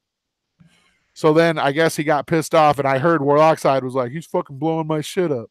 He's He blowing was. my Instagram up and shit. You can see when I showed the camera, it was still, you could still see it was waiting in my fucking Instagram. But here's what I didn't get. Like, why is he getting mad that he gets timed out when he fucking times out everybody on his show? I don't know. I'm Chuck Reeves. You don't time me out, Yeah, fam. he sits there and times out motherfuckers all the time. You know what I'm saying? Yeah, and I'm king with that band hammer there, Chuck. Yeah, you didn't know who Warloxide was talking about when he said get church on the show. Yeah, he's talking about me, motherfucker. And Warloxide's never coming on your show because I'm never coming on your show. Fuck off. There you go. There you go. You should have came on that night though. The airing of the grievances show he did. I had to work. I wasn't about to go on there, man. It's time. I would have went on if I wasn't sleeping. If I still had Skype, I would have got on the anyway. Got on with him. He would have muted. I thought you meant on here. Nah, I'm not going on Chuck's show. I'm talking about the Chuck show. I would have, but I didn't. Fuck that noise. I had Skype on my Xbox before, but I took that shit off a long time ago. I'll probably go on CPN show before I go on Chuck's show. I've already been on CPN show before I'll go on Chuck's show. I remember when you was on CPN I was on show. the phone on CPN show, but I was never actually on video on there. Yeah, I never been on CPN show. What's up with that? Oh shit! Y'all need to get on that shit then, fam. Yeah, man. An entire Tails CPN show, but on CPN's channel, fam. That would be fresh. That would be the freshest shit. We doing that on Carnival Spirits. Y'all didn't know. If y'all didn't know, you know. Hell yeah. Yeah, we doing that. Juggalo takeover. Yo, guess what? I hit up somebody, and hopefully they'll be joining us on Tails that day. That's another announcement I was going to make, but I haven't really got a confirmation yet. Yeah, but you said big announcements, and we only did one. MC Search. We didn't, man. We did MC Search. That's one of the big announcements. And then the takeover being on the channel. We haven't announced it on this yet. And then fucking CPN dropped that one with Max performing at fucking. Oh yeah. Yep. That's another big one. That's a huge one. Yeah, that's fucking sick, dude. That's so sick. I'm like geeked for that shit. I wish I could be there. Yeah, I want live video of that shit.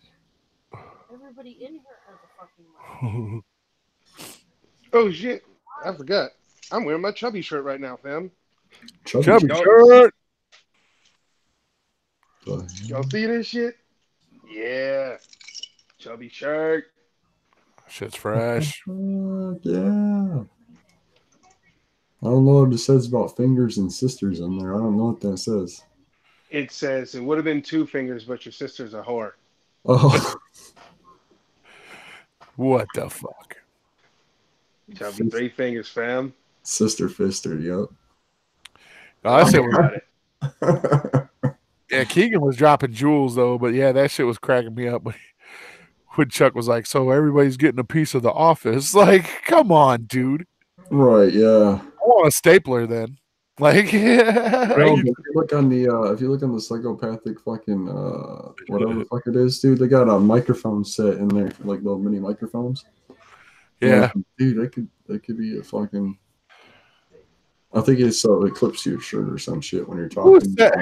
Who says anything about them going bankrupt though? Like Chuck. Only Chuck. Chuck's the only one that's saying it. See, I mentioned to Keegan. He said, "I don't know where these fucking rumors come from." But, yeah, right. Yeah, but he wouldn't confirm or deny it either. You know what I'm saying? And then he was also like, "They could fire me tomorrow," and I'd be like, "My life is complete." Fuck yeah, mine would be too if I worked for some 2 dudes that I fucking grew up listening to, fucking idolizing. Fuck yeah, my life would be complete too if I worked there. Shit. Yeah, bro. Yeah. I can't wait to ask MC Search if he was actually walking through that warehouse. Because I remember he was hosting that white rapper show. And I remember when they said these 2 white rappers took. You remember that shit? The whole segment? I bet that shit's on YouTube. Yeah. When fucking they took them through the warehouse and they gave all the contestants a shitload of merch. I remember that. Them handing them a shit ton of merch. And I was like, motherfucker. Like, what the fuck? I'm like, I'm a rapper. I'm white. That's what me and my brother would always say every time we watch that show. They're like, we're fucking white and we rap. Why ain't we on this fucking show? Like, that's what we were saying. But no. Warloxide, you lucky bastard. What? You get to smoke on camera. I have to turn mine off because I'm still in a state where it's not legal, fam. Dude, It's I not wasn't legal here fucking- yet. December Yeah. 6th. Yeah, it's still not legal here yet. 10 days after it gets finalized, all the votes are finalized. Yeah, my town's trying to do a. Nobody can open up new weed shops. That's what my town's trying to do. Mine already did. You Unless have they, a already, perfect spot for it, too. unless they previously applied for a license before that law. That face. Take it off, or I'm gonna fucking flag it. Take it off! I can't right now. I'm gonna fucking flag it. Your whole fucking shit. What are you flagging? Because I used a picture of her for the thumbnail. She's all pissed off. She's like, take Shit. it off or I'm going to flag it. How the hell did you change the thumbnail already, dude? No, that's from an older episode. She's like scrolling through. Oh, all right. Don't flag it, man. We don't need another strike. Right. Warloxide, you know you want that other strike. My channel's already down for 3 months because of that shit. Something Yeah, what happened? How'd you get a strike? Something to do with the dropkick video. I have no clue. I must have said something that fucking made somebody butt hurt and they fucking reported it. No clue. That's Juggalo John. Juggalo John. Yo, let's get him on the show too, fam. Oh yeah, fam. Make it a real party. Yeah, he's going to work. Oh yeah. Damn. Yeah, he said he was we had him on. He was one of the first guests on our show.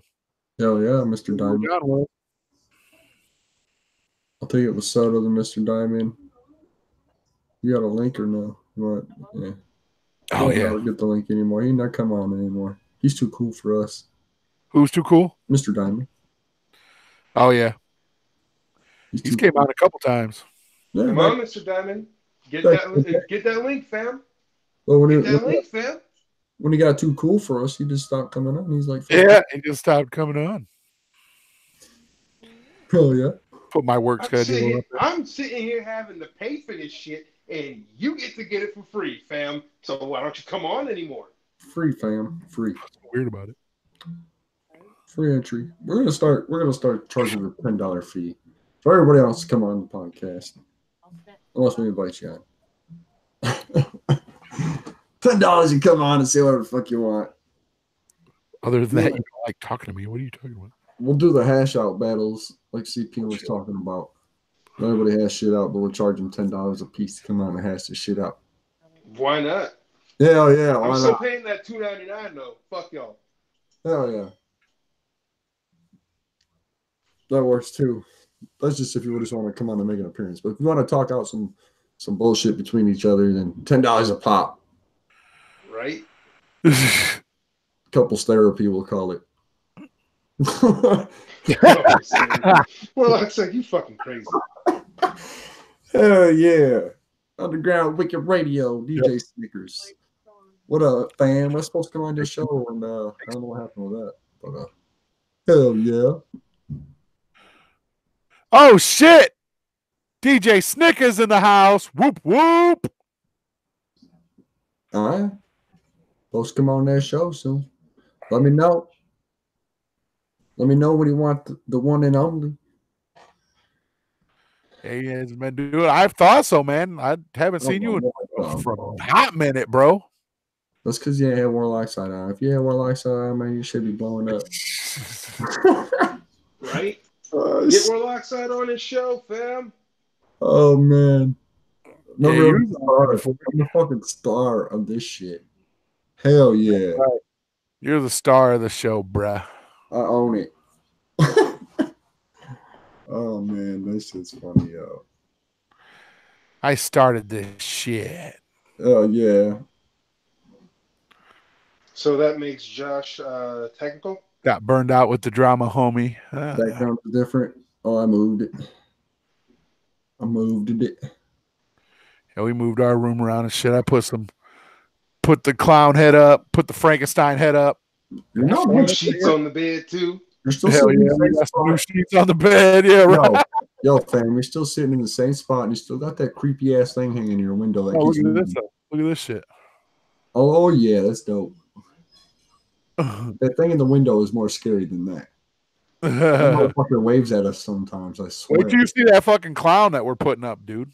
Oh shit. It's a clown Fam, that I climbs still up got and those down two on the wall banners. and shit. Dude, I want to see it. I want some shit like that. Yeah, that fucking dude, fucking serial Killalo or whatever the fuck his name is, when he called me a tranny and shit. That shit was funny. And also, he Run was a like, tranny, really? yeah, and then also he fucking says that I live in a 1-bedroom efficiency apartment. It's like, bitch, I've done the show from the living room bunches of times, haven't I? Especially last summer, I was in the living room doing the show. I've done the shit in my kitchen. This house has fucking different rooms, fam. So Oh yeah, man. Oh yeah, we got a special little something else coming on Carnival Spirits that we talked about the other day, and that shit's gonna be fun. Yeah, we're working on that shit. That's just some. Speaking of going on Carnival Spirits. Oh yeah, I'm fucking happy as fuck about that. You going on there, church fam? TJ hit me up himself, fam. Hell yeah. Yeah, buddy. Hopefully get CPN on board now. That'd be cool. Oh yeah.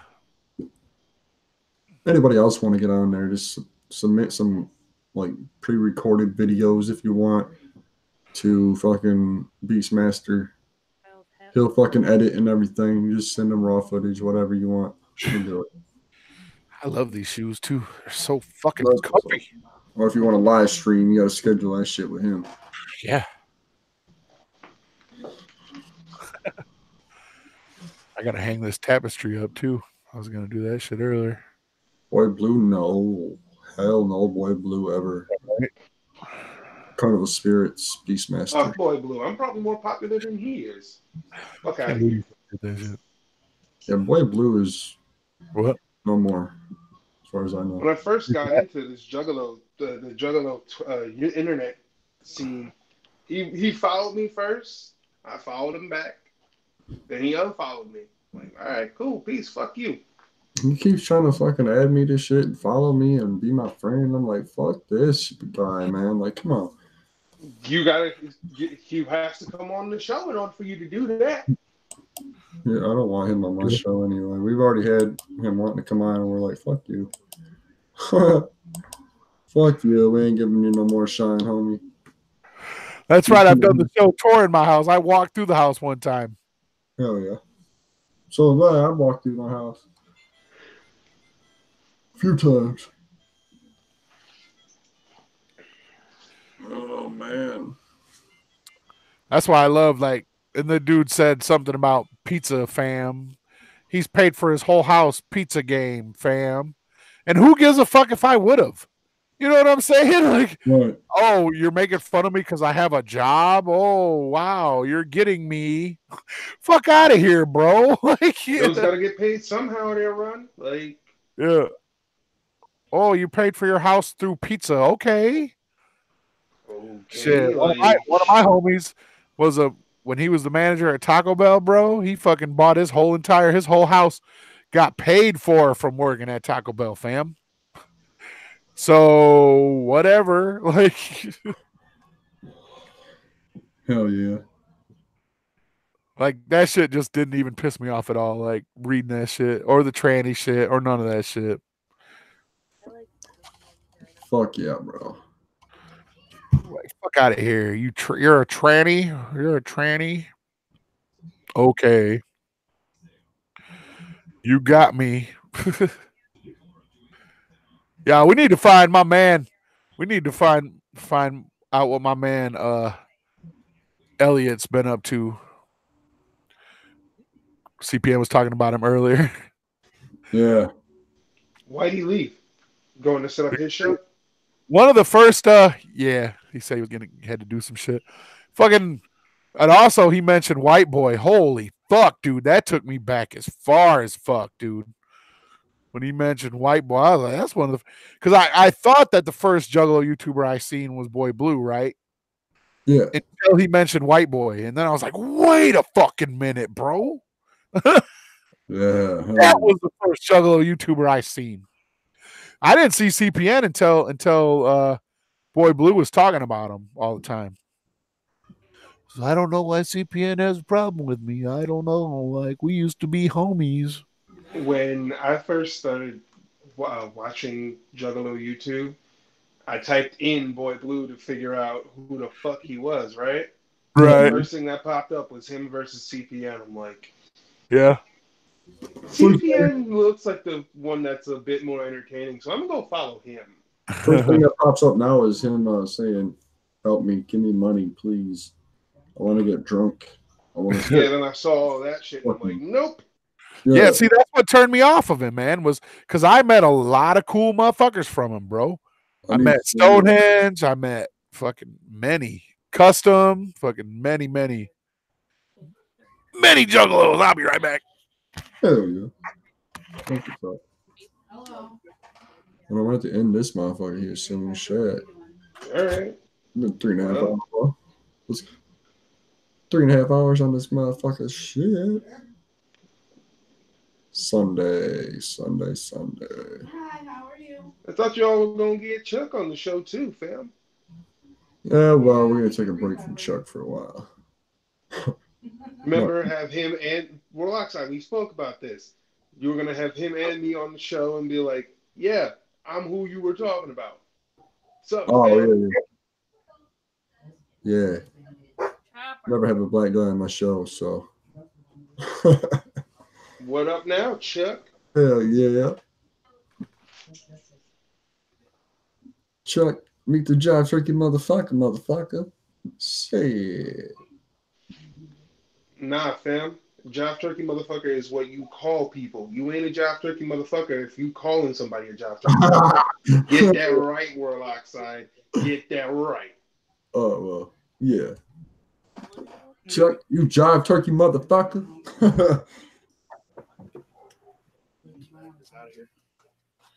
I don't want that close. I know. You know we need to put them away, Jay. I gotta fry up that bacon today. Hell yeah.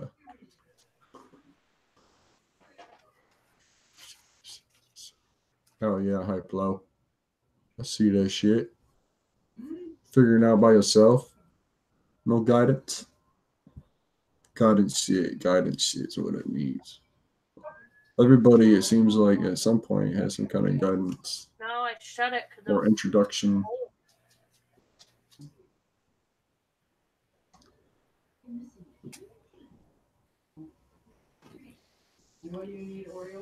Yo, run, left this shit on. At least mute yourself before you leave the room, fam. Do what with who? What? Oh my god. What the fuck is that? I can't see shit. This is blurry. Oh, it's a dog. Puppy dog. Stick your ass in the camera. Oh.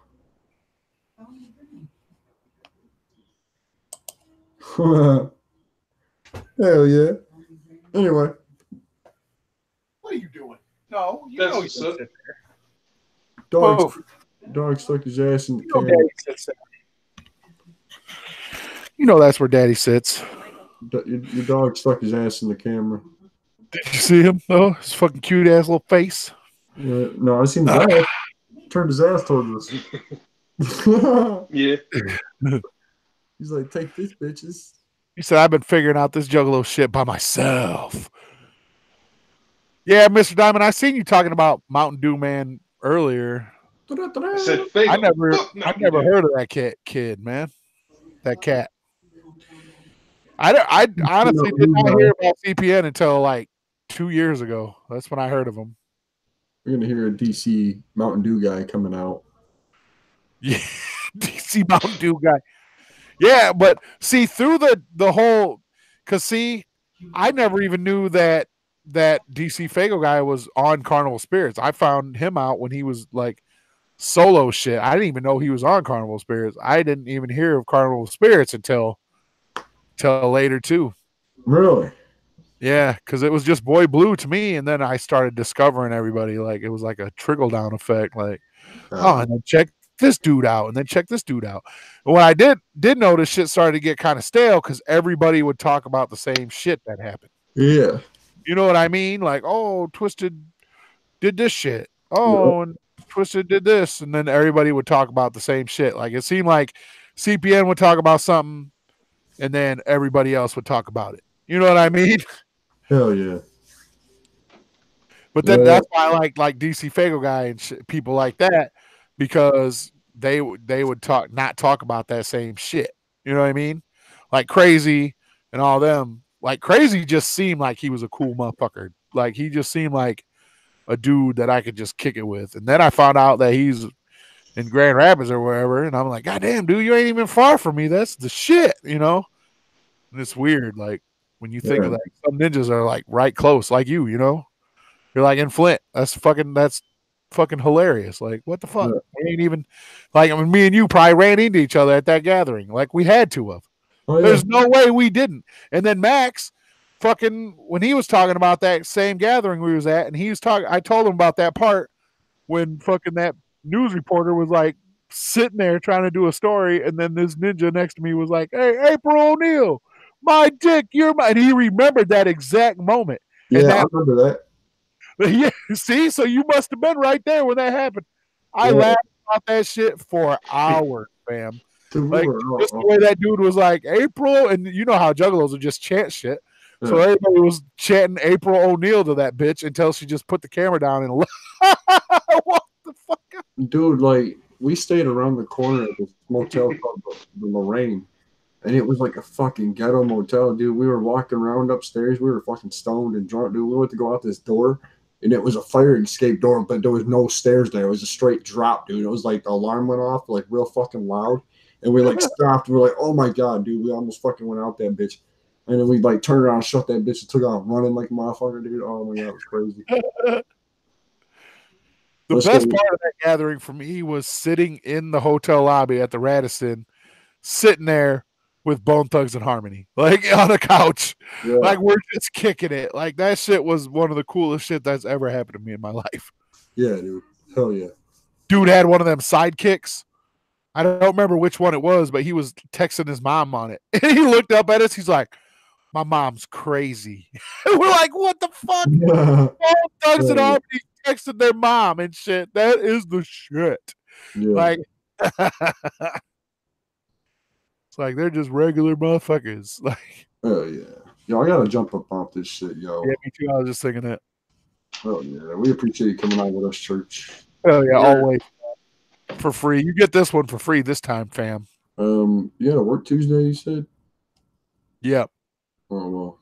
We may be live some point Tuesday, I'm not sure, but Wednesday for sure on Carnival Spirits will be live in that bitch. Tuesday be regular. I don't work until I'm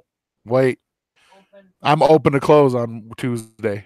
Yeah, so that is right. I told you guys that already. Yep, fucking right. OGC. Hell yeah. Well, it is what it is. But you know, so they won't. You know how it is. Maybe something to come up and have to talk about it. So, hell yeah. Hell yes. All right, y'all. It's been real. Much love, motherfuckers. Peace the fuck. We up out of here. Peace out, church. Thanks for coming on, my dude. Thanks for watching, everybody.